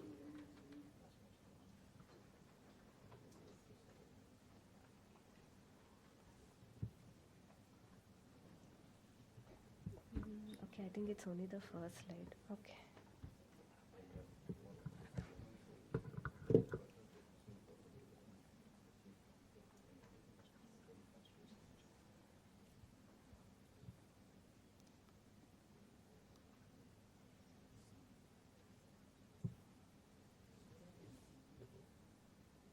So connecting the dots and differentiating between neurological and glaucomatous cupping. So cupping is a hallmark of glaucoma, but many of the non-glaucomatous optic neuropathies can also present with cupping, and it is quite a challenge to differentiate the two. Each case is a puzzle, and the pieces need to fit together to form the proper diagnosis. Now, cupping can be seen in both glaucomatous and non-glaucomatous. Cupping can be pre-laminar or laminar. Pre-laminar is mainly because of the loss of the axons, and whereas the deformation of the lamina cribrosa and the connective tissue that happens because of the IOP-mediated mechanism results in the glaucomatous cupping. Have a high level of suspicion that for anything that doesn't fit the usual diagnosis, because glaucoma is usually always, very typical. And look at the history, examination, and the investigations and come to the proper diagnosis. We had this 33-year-old male who was diagnosed as glaucoma elsewhere, was put on bimetoprolol stimulol in right eye, brimonidine in both eyes, and also on oral diamox. And he came to us for a second opinion. He had no family history of glaucoma, no thyroid use. He was a myope. He had 624 in the right eye, 6.6 in the left eye. And applanation tension was high, 24 and 24 in both eyes, but he had not used any medication. The first visit, when we saw him, he was dilated. You can see that there is a cupping, but there's also marked pallor in the right eye. We asked him to review undilated. On that day, we noticed he had an RAPD in the right eye and also an abnormal color vision. Anterior segment showed features of pigment dispersion. We revisited the history. He gave us a clear history that there was a sudden loss of vision in the right eye a couple of months back, which gradually improved but did not, completely come back to normal. So this is very... we did the fields and we noted that it was severely depressed in the right eye, scattered defects in the left eye, ordered an MRI brain and orbit which showed thinning of the right optic nerve. Suspecting optic neuritis, we did refer the patient to a neurologist. He probably had pre-existing glaucoma, coexisting glaucoma because of the high pressures, could be because of the pigment dispersion. Now, in the history, anything of younger age group, sudden loss of vision or very frank difference in vision between the two eyes, complaints of headache, diplopia, jaw claudication, temporary graying or blacking out of vision, and color vision differences. You ask the patient, does the red appear same in both eyes? When you close both eyes, does the red saturation appear same? These are certain things you can see in the history which suggests it's not just glaucoma. And any orbital pain on ocular movement should, ring alarm bells that is not just glaucoma.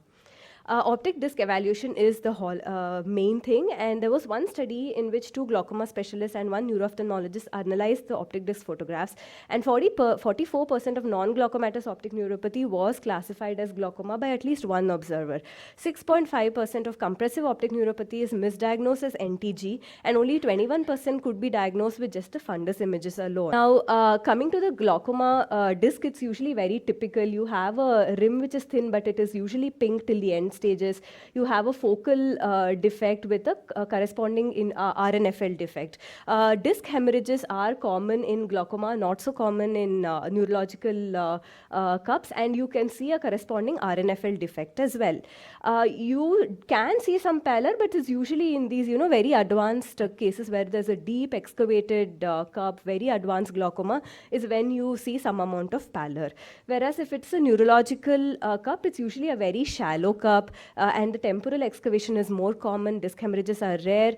The field defects can be varied, like central, centrocecal, altitudinal, bitemporal, hemianopic, whereas glaucoma shows very typical nasal arcuate defects. And whenever you see a poor correlation between the fields and the disc, that is when you should think maybe it's not glaucoma. So this is another cup where, there is a predominant pallor and a very shallow cupping.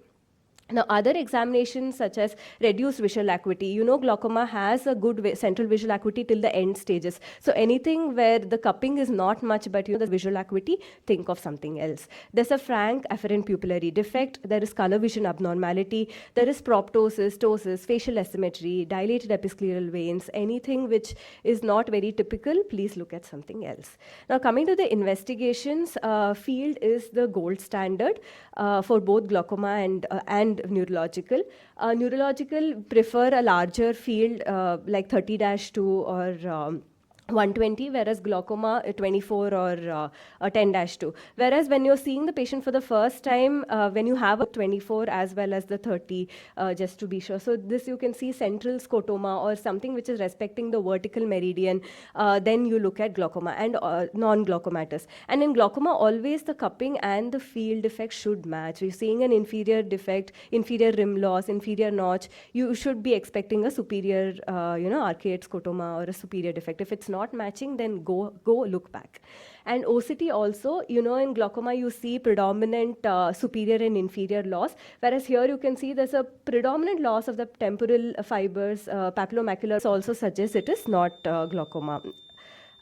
So this was another patient who was diagnosed as glaucoma. When we saw her, there was a marked pallor in the disc with hardly very shallow cups, and we did the fields and we saw that this respected the vertical meridian. She had a history of stroke. When we reviewed the MRI, it did show infarcts in the left PCA territory.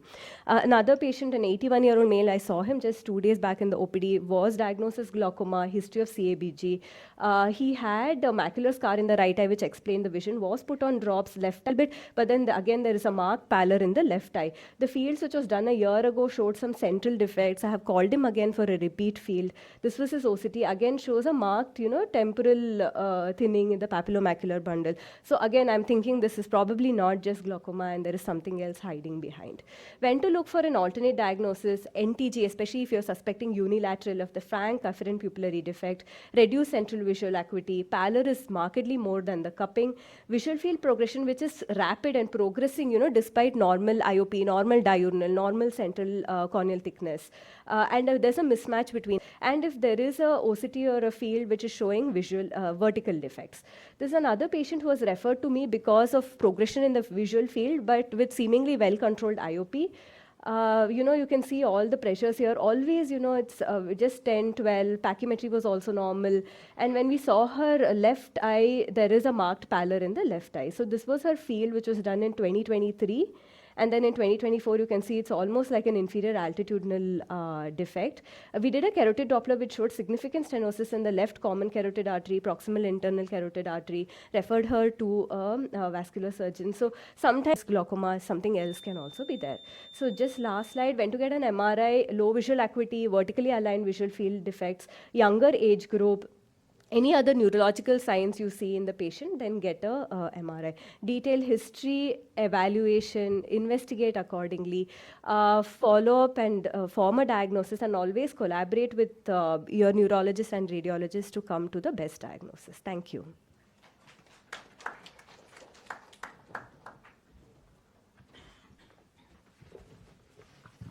Thank you, Dr. Priyanka. That was a very wonderful lecture. Now move on to my presentation on central movement disorders.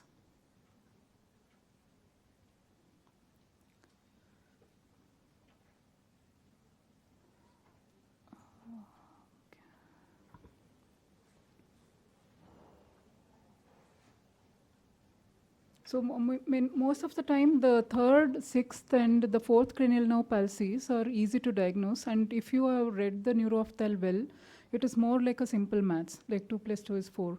But sometimes you have the classical features of a particular nerve palsy also coming. That is when you have to think, am I dealing with something higher up? Beyond the nucleus levels of this midbrain, are there other lesions which are affecting? So that is what we are going to discuss in this talk.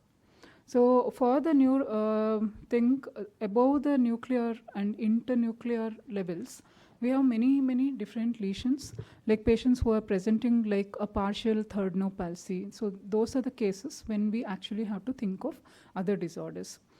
So this is what I was telling, like classical symptoms, complete ptosis, pupil in third nerve, face turn with diplopia will fit into sixth nerve. Many with diabetic patients coming first time to the ophthalmologist as nerve palsies. And patients with a head tilt will fit into a fourth nerve palsy. But something's missing, that is when we look into this supranuclear or internuclear pathologies, and I'm not going into this elaborate pathways, very, very complex. But if you appreciate the symptoms and signs, we can easily make a diagnosis. So now going on to this particular patient, as you can see here, in the left gaze, the movements are normal. It moves into the right gaze. You can see the right eye abducting nystagmus, and the left eye, the adduction is not happening. So this will, it's very classical, right? So what is the diagnosis? Yes, it is a left-sided internuclear ophthalmoplegia. So just remember, whichever is the adducting eye problem, that side is the internuclear ophthalmoplegia. So other eye movements here is normal. This patient was diagnosed as a third nerve palsy and referred, but here we are dealing with the internuclear ophthalmoplegia. And most of these vaguely on your MRI, there is no specific point. Usually bleed around the thalamus, midbrain lesion. So these are very pinpoint areas which cannot be like told exactly. Like the pathways are so small, so we do not actually find out the clear pathology, but your clinical symptoms and the signs are the clinching point. So another patient of vertical gaze palsy. So you can see the movements are absolutely, like some of the times you may also have a skew deviation associated. It may be stuck in a particular gaze. So this is another one more patient where you can see like the lateral movements are okay, but vertical movement completely absent. And you can also see the lid retraction that is happening. So many of the things will involve all the gazes. And this is another child who was diagnosed as a viral encephalomyelitis. And here, as you can see this convergence retraction nystagmus. So you can see the eye nicely coming inside. So these are again no clear-cut thing on the imaging, but there will be small lesions involving around the midbrain. So another patient of us, SLE, systemic lupus erythematosus, and this child came with a presentation of not able near. Okay, so I'm just demonstrating. The RAF ruler is a useful thing to document your accommodation. So her convergence is normal, but when I am giving her letters to read, that's when she finds that she is not able to read. So for her age, this is where she is finding the blurred vision, and then so that is the decreased accommodation for her. All movements, everything is normal. Pupils are also normal, but the accommodation, now putting on +2 and +3 lenses, almost it is coming back to normal. Okay, so these again fit into disorders above the normal thing that we see as in the cranial nerves. And this is another intern that we had who had complaints of diplopia, but it was a like a crossed diplopia, and he is not having any movement limitation. So if you do your squint evaluation properly, and when we assessed his divergence amplitudes, so it was very, very decreased, and it was a case of divergence insufficiency, and he did well with prisms introduced into his glasses. So to conclude, understanding the complex movement disorders helps in localization of the lesion, because many of do not get picked up because the bleeds or whatever in these areas are very, very small.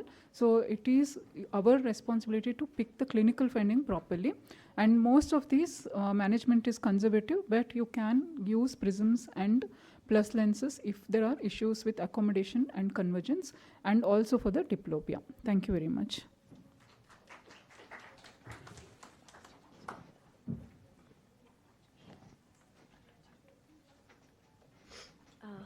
Thank you, Dr. Chinmay, for that talk. Next, I invite Dr. Ravindra Bhattu for his talk on idiopathic intracranial hypertension. Actually, we are running late, so I just cut short my talk. So I expect the same from others. Good morning, ladies and gentlemen. I must admit that I'm intruding into the neurologist area here right now, and I deeply apologize, but I do sincerely believe that IIH is better managed by the ophthalmologist than the neurologist. We could argue about this later. Right. Yeah. So if you see a disc edema in your clinic and you see a patient with mild, moderate, advanced, and probably going into an optic atrophy, what test do I do in my clinic is I do quickly an ultrasound. And this ultrasound shows me a clear fluid located in a crescentic form behind the lens, behind the eye, behind the optic nerve. And this is 100%, nearly 99% sensitive and specific for raised intracranial pressure, because fluid on an ultrasound does not collect unless the CSF pressure is high. With one stroke in 3 minutes, I have ruled out any intraocular condition that causes a disc edema. And I do this very routinely in any patient with a edema or headache, right? It is a diagnosis of exclusion. You don't dump to, today we are seeing a lot of misterminology, patients being referred to me with the diagnosis of IH when there is an obvious cause behind, but IH is a diagnosis of exclusion. There are many conditions, some of them evident on cranial imaging, and many of them actually may not come to you initially. They are referred to you by the neurosurgeon or neurologist. They are quite obvious on cranial nerve imaging, and many of these have been demonstrated by the doctor here, right?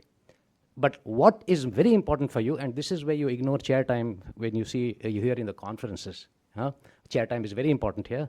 And take a detailed history, and with a appropriate cross-consultation, a few lab investigations, you can many times elucidate the cause of this patient's raised intracranial pressure, the number of drugs that can cause this, the number of ointments, the number of topical and systemic applications that can cause raised ICP. Notably, in one patient, anti-acne cream was causing raised ICP, right? It's only when you rule out all this, you refer the patient to as idiopathic intracranial hypertension. When every measure, you have to rule out a secondary cause of raised ICP, then you label a patient with IIH. The most common type of patient, and this will be probably sitting with you, is a buxom to obese woman in her reproductive years, probably having difficulty getting a child because of PCOD, who gives a recent history of weight loss, weight gain, headaches, tinnitus, sudden attacks of blurring of vision when she changes position in bed or she strains, and quite obese, right? If you check her basal metabolic index, it's usually 25 to 30 or more. Get an LP done, and the opening pressure by international criteria should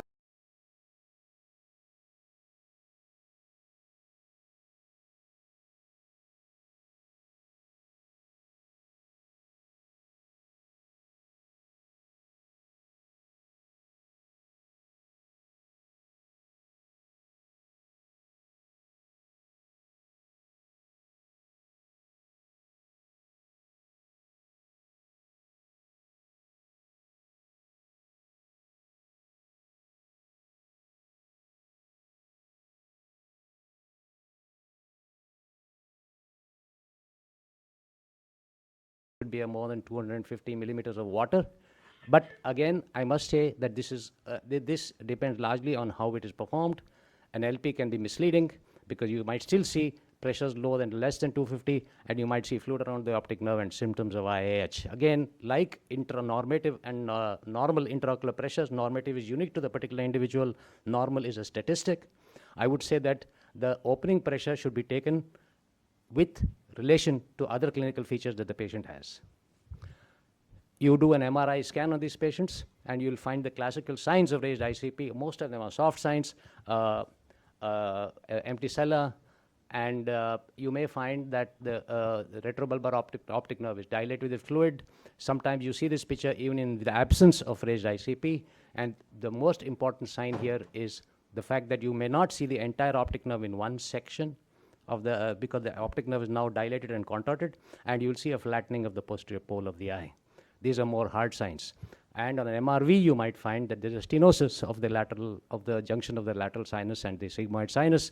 Again, this is subject to controversy whether which came first, the chicken or the egg. Was the compression primary to the ICP, raised ICP, or the raised ICP causing the compression? You do a visual fields, and you get several different degrees of loss of visual field, from very severe. A very important criteria here in glaucoma, you look at the PSD, right? In IIH, I look at the deviation of the mean from the normal. And here, we're looking at severe visual loss with the mean deviation is -22, -11, -7. I would classify this as severe. and this will guide me as to my further management. It guides me as to my further management of the patient. It also tells me how much time I have to play around with the patient and whether to subject the medical therapy, conservative therapy, or whether to refer the patient for an urgent surgical evaluation, right? So this is mild visual loss. The next important question that you have to ask is, and this is a concept which every doctor who deals with IH has to keep in mind, is what is the severity of the IH? Now, is it the degree of papilledema? Does a patient with more papilledema have more severe IH, less papilledema have less severe IH? Probably not, based on what I'm going to tell you now. Is it the height of the opening pressure? You have a patient with an opening pressure of 350 millimeters of water, another patient with 650 millimeters of water. Do you think that the patient with the 650 is much more severe IH than the 350? Again, is it the degree of visual field damage? Seems to make sense that the greater the damage, the more severe the IH. But it's also possible that the greater the damage, the longer the patient has had an IH, not the severity of the IH. Might be this is dependent on the rate of visual loss and, of course, previous bad management of the patient. Okay, let's look a little simple physics. The eye, like the anterior chamber of the eye, and there's a lot of similarity between glaucoma and IH, glaucoma in the front, IH behind. It's a closed compartment. You have inflow of CSF from the choroidal plexus. You have exflow from the granular in the sagittal sinuses. Normal ICP should mean inflow is equal to outflow. If there is a greater inflow than outflow, either because of poor outflow or more inflow, then you get delta P, which is the rate at which the CSF pressure is rising, right? Now, let's look at 3 patients. Patients with a delta P is equal to 0, that is a normal patient. Patients with a delta P is equal to X, 2X, and 3X. And this itself tells us that this is the severity of IH. A patient with a delta P of 3X obviously has much more severe IH than a patient with a delta P of X. And at which point in these patients' time do I see this patient on a cross-sectional basis? I will see probably the first patient with delta X, mild IH, with a flat disc, and several months to years later, when he actually becomes symptomatic, I see him with a full-blown optic nerve edema. However, the patient with 3X, within 3 months, he's come to me with a full-blown macular edema, full-blown disc edema.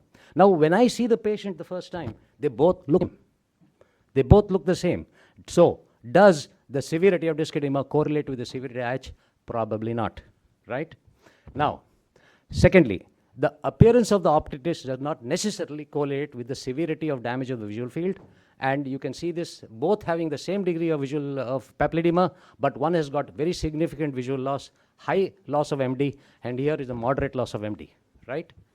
Then, what then actually, when you see a patient and you plan his management, determines the severity of the IH? Is it the disc edema? No. Is it the visual field? No. Right? Is it the opening pressure? No. Because a patient with an opening of 600 could have taken 6 years, but a patient with 350 could have taken 4 months. So what determines the severity of the IH is the rate of response to your treatment. How fast does this patient respond to your treatment? The most important management in IH the world over is weight loss, except in the atypical patients who present looking like me and occasional male, right? But otherwise, weight loss is the most important feature of management. A weight loss of approximately will probably mitigate his disc edema, and a weight loss of 24%, they say, will actually mitigate his IH altogether, right? It is easier said than done. Fat people have difficulty losing weight, right? I am a thin guy. I shouldn't be biased. I should not be judgmental, but I've been seeing these patients for a long time, right? You can give this to the patient and tell them to monitor themselves, available on the internet, right? Now, drugs are used as adjuvant therapy. You tell the patient that I'm giving you this medication to keep you protected until your weight comes down to a certain extent. The most common drug we use is Diamox, and probably of all the other diuretics here, it is the most effective. There are many other medications, including GLP-1 receptor agonists, which are on the market, right? So we decide the higher the worse the visual field, that is the starting dose. Visual field decides the starting dose. The higher the worse the visual field effect, you increase your dose. The follow-up, the worse the visual field effect, the faster the follow-up. And then you require a steady state dose to keep the patient's visual field alive. Duration of treatment, lifelong. many, many decades, because this is a disease which takes its time to subside. You lose a patient, you decrease, you stop the treatment early, he's probably going to come back to another eye specialist blindness. And this is the way you see your optic nerve decreasing. Surgeries have been described, but with proper management, less than 1% of these patients need to undergo any kind of treatment, any kind of surgery, right? My paradigm in management of IH resembles that in POAG. Surgical intervention is indicated in the event of progressive visual loss and uncontrolled pressure despite maximally tolerated medical therapy. And then only do you operate. Thank you very much.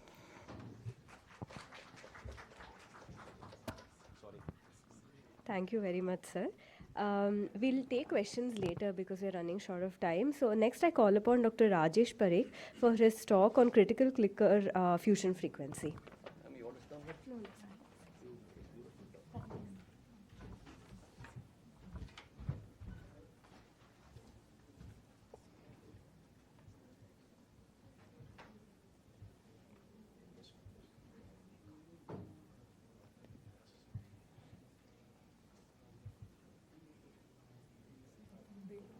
They'll do it, or they are doing it. Yeah. Good afternoon. Thank you to BOS, and it's a little daunting to speak after Professor Bhattu because he's been my teacher and his talk was wonderful. So I'll speak on critical flicker fusion.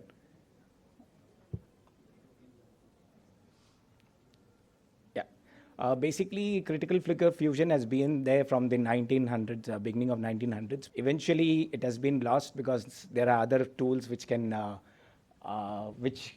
measure the visual physiology, and visual physiology and basically human behavior is a big science in itself. So to talk about this in a few slides is very difficult, but we'll try our best.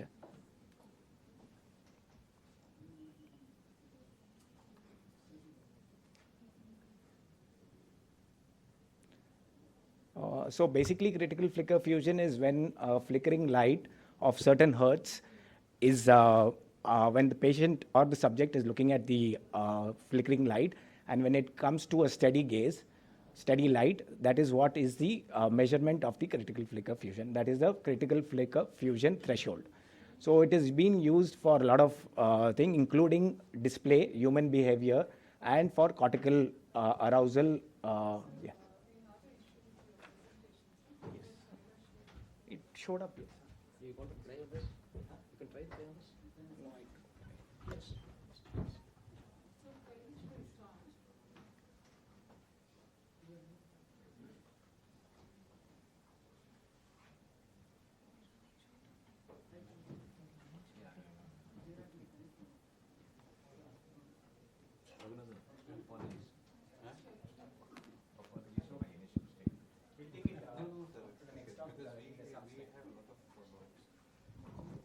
I think we're experiencing some technical difficulties. So next we'll go on to the cases and we'll come back to Sir's talk.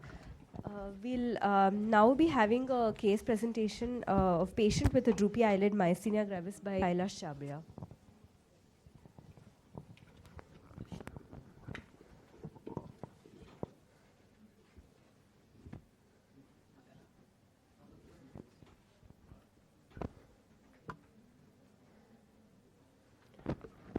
Good morning to one and all. I'd like to thank Dr. Chinmay ma'am and the organizers for this opportunity. Presenting a case with a droopy eyelid.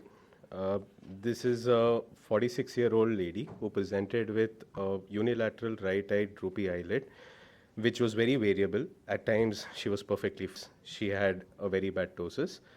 On evaluation, besides the extent of ptosis, we did a fatigue test, which very clearly demonstrates a gradual droop in the right eye as the patient is asked to sustain a single direction gaze.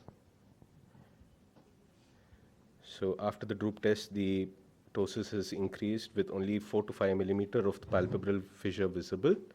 We did a ice pack test for 5 minutes, following which a very drastic and rapid palpebral fissure height, which is the ice pack test. this patient, sorry, this patient, when we asked the patient to look down and then up rapidly, we also found a small flicker, an overshoot followed by a down droop, which is the Cogan slit twitch. This is classical in a patient with myasthenia gravis. These are the common classical signs that we as an ophthalmologist would find in a patient with ocular myasthenia. This patient coincidentally also had respiratory issues. Patient was referred to a neurologist and diagnosed with systemic myasthenia, started on systemic immunomodulatory therapy with mycophenolate and steroids, as well as acetylcholine receptor acetylcholinesterase inhibitors, pyridostigmine. Patient was acetylcholine receptor antibody positive, and this is a typical case of how a myasthenia patient would present to us. Another child with bilateral ptosis didn't really have anything suggestive of myasthenia until the patient did undergo CT, which did show thymoma for a different reason. But this same patient, we did do a neostigmine test. This patient, as you see here, initially a very bad bilateral ptosis, whereas after giving the neostigmine, there was, a very rapid and classical increase in the size of the palpebral fissure, which is again suggestive and diagnose myasthenia. There are many ways in which we can diagnose myasthenia. I would like to ask the experts on the dais for their inputs on myasthenia. So basically when you saw ptosis, when fatigable ptosis, I-SPEC test positive, it is suggestive of a neuromuscular junction abnormality where myasthenia is one of the cause. So if it is an elderly, it could be a Lambert-Eaton syndrome, or say like a kid, it could be a congenital myasthenic syndrome. So that is the different thing. So you have demonstrated fatigable weakness, that is neuromuscular junction. So next question is it only ophthalmological or is there a systemic, like you can do what your arm abduction time and hold them to keep the arm for 2 minutes. Normally we can hold it for 2 minutes. If they just droop it within 1 minute, that means it is just not ocular. So that means there is a system, means there is a generalized myasthenia. That is the important thing in the management, because ocular myasthenia, if most of the time, if you have seen today, the natural history is if it doesn't progress in 2 years to a system generalized, it is unlikely. So you can just manage them with pyridostigmine or this one. If you have ocular generalized, then you may have to require immunomodulation, steroids, then step up slowly, not give high dose in the beginning, and consider steroid sparing. And always remember, ocular myasthenia, ACHR positive. Now we are also seeing, look at their bulbar involvement, then musk can also present, they can have fasciculations. And there is something like a double negative. You can ACHR negative, musk negative, then we are seeing some new antibodies like agrin, like LRQ4. So that is being done in IMHANS or this one. So that will give you a prognostication. In any patients, when they come with IIH or whatever it is a prognostication. What is the long-term treatment? What is their recovery? So myasthenia approach is, myasthenia you diagnose antibodies positive, thymomatous or non-thymomatous. If thymoma is there, definite surgery. If non-thymoma, younger age, you can consider even in hyperplasia thymectomy. In an elderly, no need, you can put them on immunomodulators and manage. So that is in general about a brief about the management of myasthenia. Thank you so much, sir. One question I'd like to ask. What percentage of patients who present with ocular myasthenia actually go on to develop systemic, generalized myasthenia? So that's the same thing. Percentage is based on their ACHR and the thymus. If both are negative, it is less than 25 to 30%. If anyone has got a ACHR positive and if they have their thymus, high likely that they are going to become generalized. Yeah. So when somebody comes with only ocular, you have to work up fully and then follow them up. So systemic has to be looked into that. Everything can come negative. RNS test, ACHR. We have some patients, I have a patient came with 2 years. Then I was just giving pyridostigmine, she was becoming better. So now this new antibodies, agrin has come positive. So that is new antibodies are coming which can be only ocular, LRQ4 and green. If it's just ocular myasthenia, how long they'll need treatment and how should follow up, sir? See, till they become better, or see, sometimes some patients may not have, just they can keep their ice pack, they will use it. But we usually give, general is 2 years. Based on their symptom, they, after some time, they titrate their own medicine. Okay, so, but whenever there is an intercurrent infection or something, they can become worsen. So, we, in all immune disorders, everybody knows when to start, when to stop, nobody knows. So, we have to follow up, even with ASR, IH, we have to meticulously follow them. But natural history is 2 to 3 years. One more thing is, I read this somewhere, but I may be wrong, that if you have a patient who has ocular myasthenia and no other systemic involvement for at least 2 years, it's very unlikely that he's likely to progress to systemic myasthenia. Right, so history remains, yeah. Then even ocular myasthenia reaches a stage of chronicity and stability, beyond which it doesn't become worse. So because it's at that point of time, you may have to look at the issues of surgery on these ocular movement disorders. You can do alleviative surgery. The third thing is, if you have, there is a very common association between anti-thyroid antibodies and myasthenia gravis. You have a patient who has got little traction in the morning and ptosis in the evening. You're probably dealing with a combination of thyrotoxicosis and myasthenia. As a long-term thing to that is, if you have a patient with hyperthyroidism who develops exotropia, think myasthenia. Okay. That's one thing, important cause for painless double vision is always myasthenia until unless proved otherwise. So that is what we have to look into, that double vision, painless. It can change, it can be INO in the morning, something double, sixth nerve, third nerve, fourth nerve, it can vary. So varying third cranial nerve palsy, which is painless, usually myasthenia. And another important clue is closure of the eye. Closure of the eye is not the function of third, fourth, sixth, it's the function of the seventh nerve.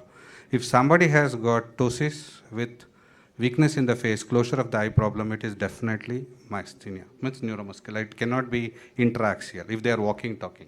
If somebody comes with a Rayleigh tube and walking, it is unlikely to be a stroke. It will be myasthenia. So that these are the two, facial eye closure with ptosis, consider neuromuscular. Okay, that was a nice discussion. Thank you, Dr. Kailash. Next, I call upon Dr. Lalita Shenoy to discuss her case, a patient with double vision, 6th cranial nerve palsy.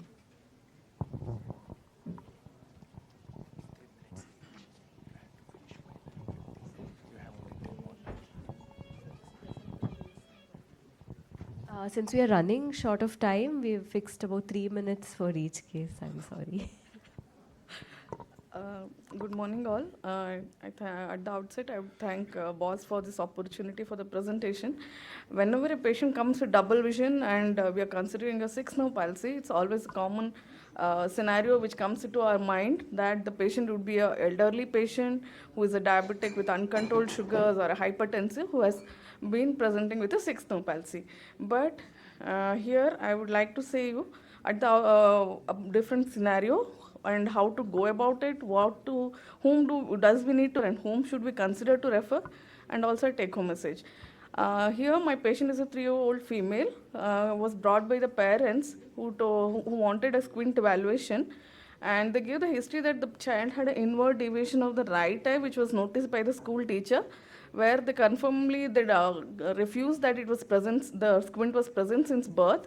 There was no history of trauma, no history of fever or any history of vomiting. We noticed an abnormal head posture where the child had a face turned to the right and an approximately 30% diopters of esotropia in the right eye.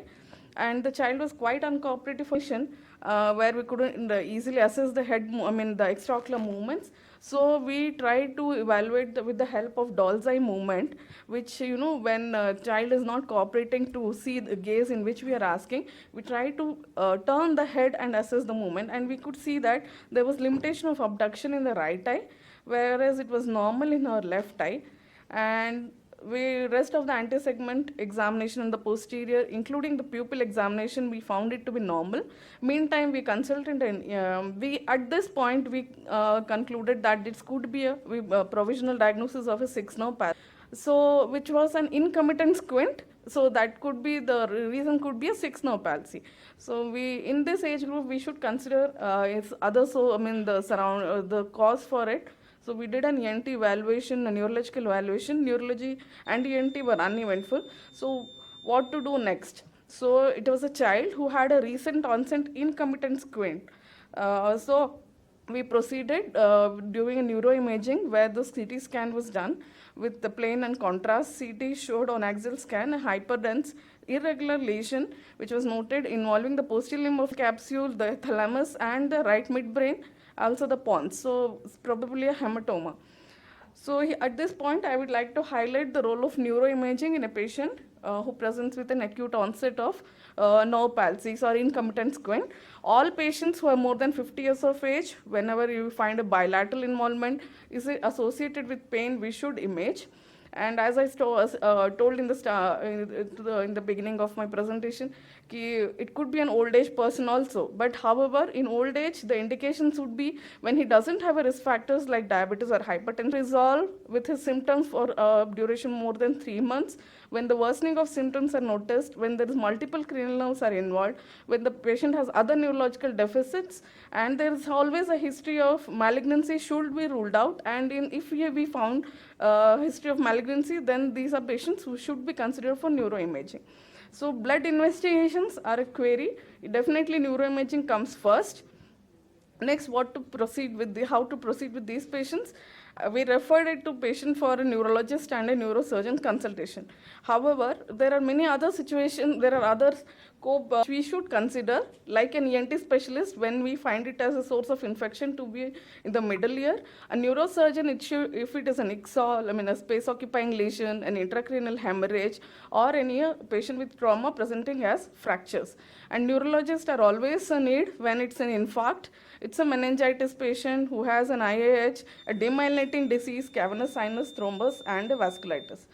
So I would like to conclude saying that we should always, in a sixth nerve palsy, a patient with double vision and considering a sixth nerve palsy, individualistic approach should be done based on the detailed history, thorough examination, and especially, as I mentioned, the doll's eye reflex plays an important role in helping us the assessment. Neuroimaging is always a diagnostics tool, of which Sir had already explained that MRI should be the choice, where it helps us to know the exact cause. And it should always be done in young patients. However, in elderly, early imaging should be considered when there is a high index of suspicion. Okay. However, when there is a vascular risk factor, we still consider to wait and watch. And multidisciplinary approach comes to play when we find a specific etiology. On our part, as a responsibility, timely referral is the need. Thank you. Thank you, sir. Thank you, Dr. Lalita. Next, short of time. One, if you allow it. So, madam, sixth nerve palsy, it could be a false localizing sign or it could be a lesion. It could be commonest is diabetic sixth nerve can come. But here bilateral was there, which was a clue that raised ICP or it was a lesion in the pons or something.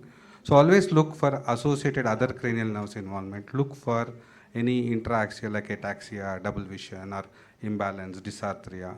So those things has to be looked, and look at the papilledema if they have a raised ICT. Raised ICP 6 is MRI with contrast needs to be done to look for meningitis. As otherwise, that is how we approach sixth nerve. Then raised ICTP or not with associated neurological signs or not. Then we decide on the etiology and management. Thank you, sir. Next, I call upon Dr. Shailaja for her case, patient with field loss, hemianopia.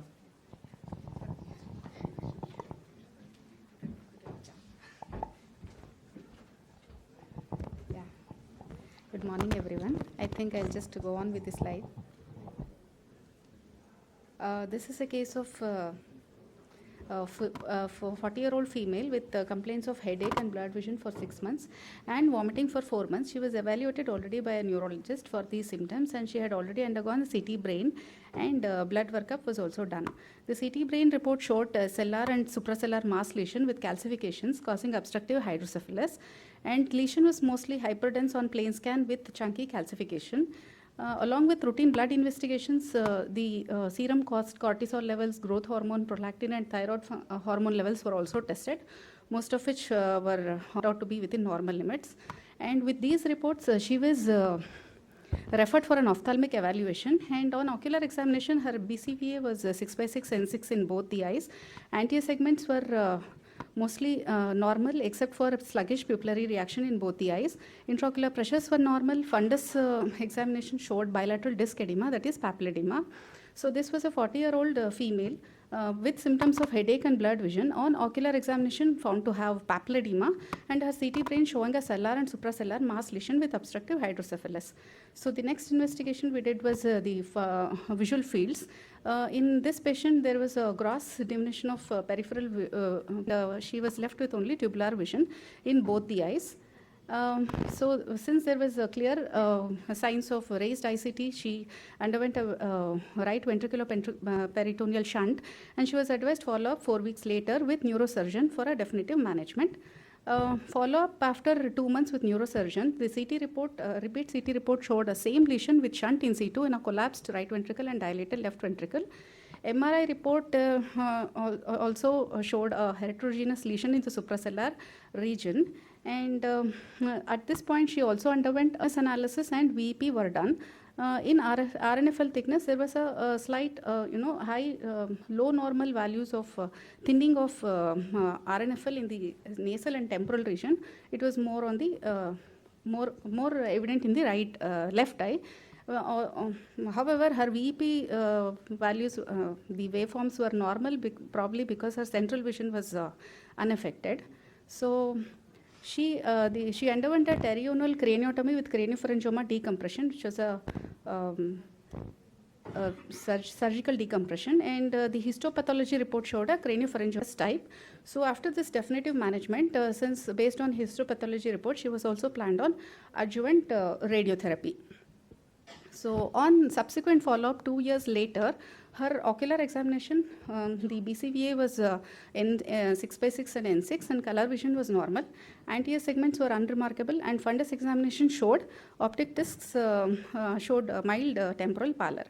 So the follow-up visual fields, there was a significant improvement in the visual field loss. At this point, she had a very non-specific. Most of her visual field loss had reversed. So I'll just skip this slide. It is a word on diagnosis.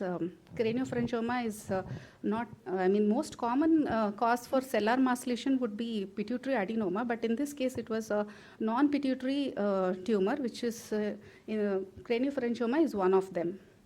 And the points to remember with this case presentation would be that whenever a case is referred for an ophthalmic evaluation from neurology or neurosurgery, there is no shortcut for a complete ocular examination, starting from visual acuity, color vision, especially by finger confrontation. Gives a lot of information clinically, even before the patient is sent for investigations. It is supposed to be about 70% sensitive in picking up the hemianopic field defects. And the visual field analysis is very important investigation to detect the lesions in the optic nerve visual pathway, and standard automated perimetry is shown to be adequate in neuroophthalmic. A 30-2 program is most of the times selected because of its repeatability, and because it can also detect the progression or improvement in the visual field loss. And RNFL analysis, if there is a chance of doing this, it is a good additional information it gives. The principle behind RNFL analysis is whenever there is a lesion in the optic pathway, it causes a retrograde axonal degeneration, which gives Dr. rise to Shailaja, I RNFL. will ask you to wrap up because you're running short of time. Okay. These are the various tests we do. And I would like to conclude by giving a message that with timely intervention in compressive lesions, there will be a reversal of visual field losses possible. So thank you very much. I think I just brushed through. Very nice. I think we have one last talk left. Can I please call Dr. Rajesh Parekh for his talk on critical clicker fusion frequency? In a retrochiasmatic VEP can be normal. So if a VEP normal, it doesn't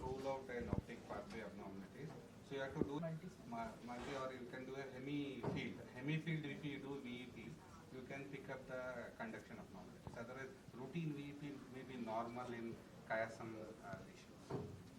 And also the OCT, when there is edema, RNFL clinic might not be there. Macula can show loss of GCIBL.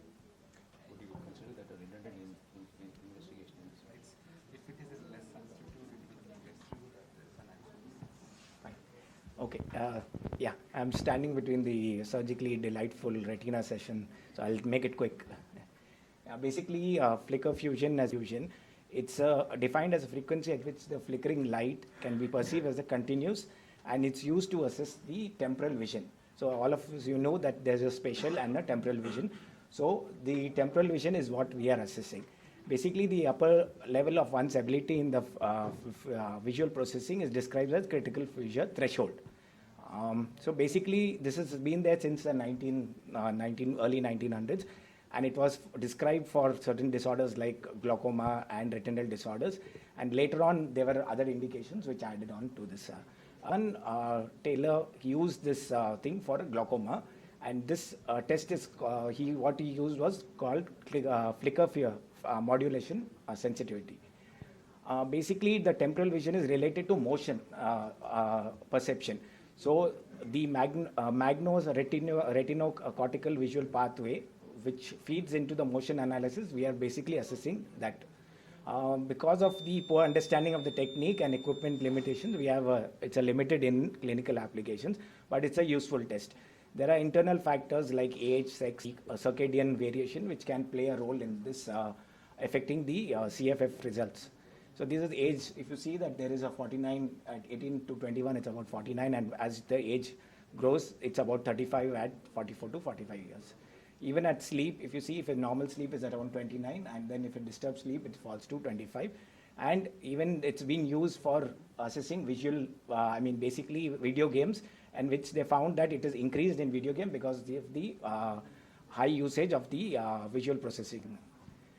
Basically, this is the threshold is significant when you're using display screens.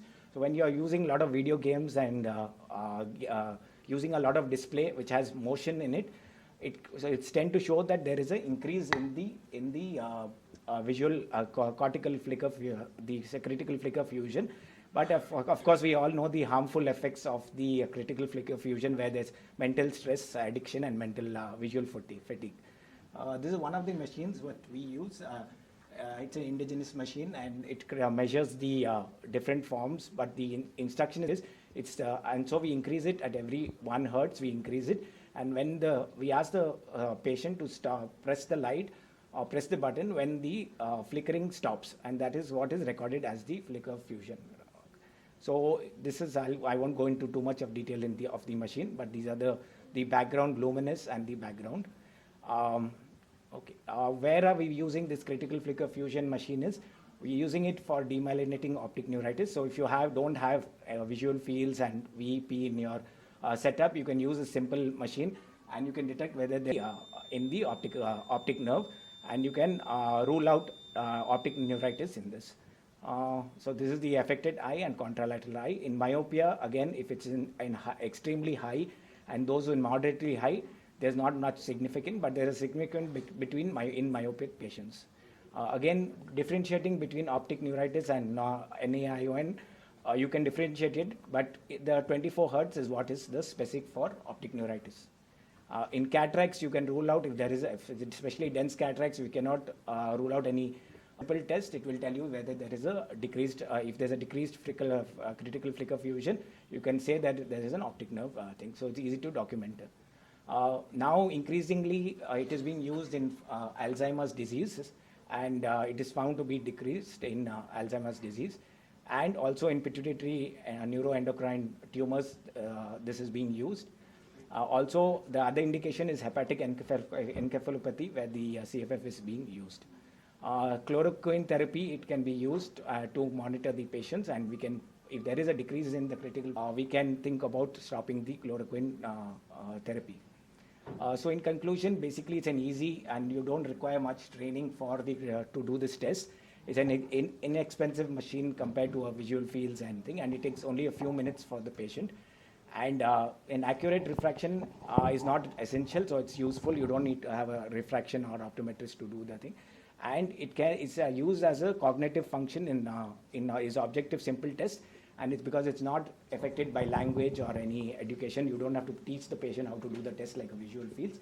So it's easy to do, and it has is the learning effect is reduced here. Thank you. Thank you very much. We'll now be concluding the session. I really like to thank all the panelists as well as all the speakers.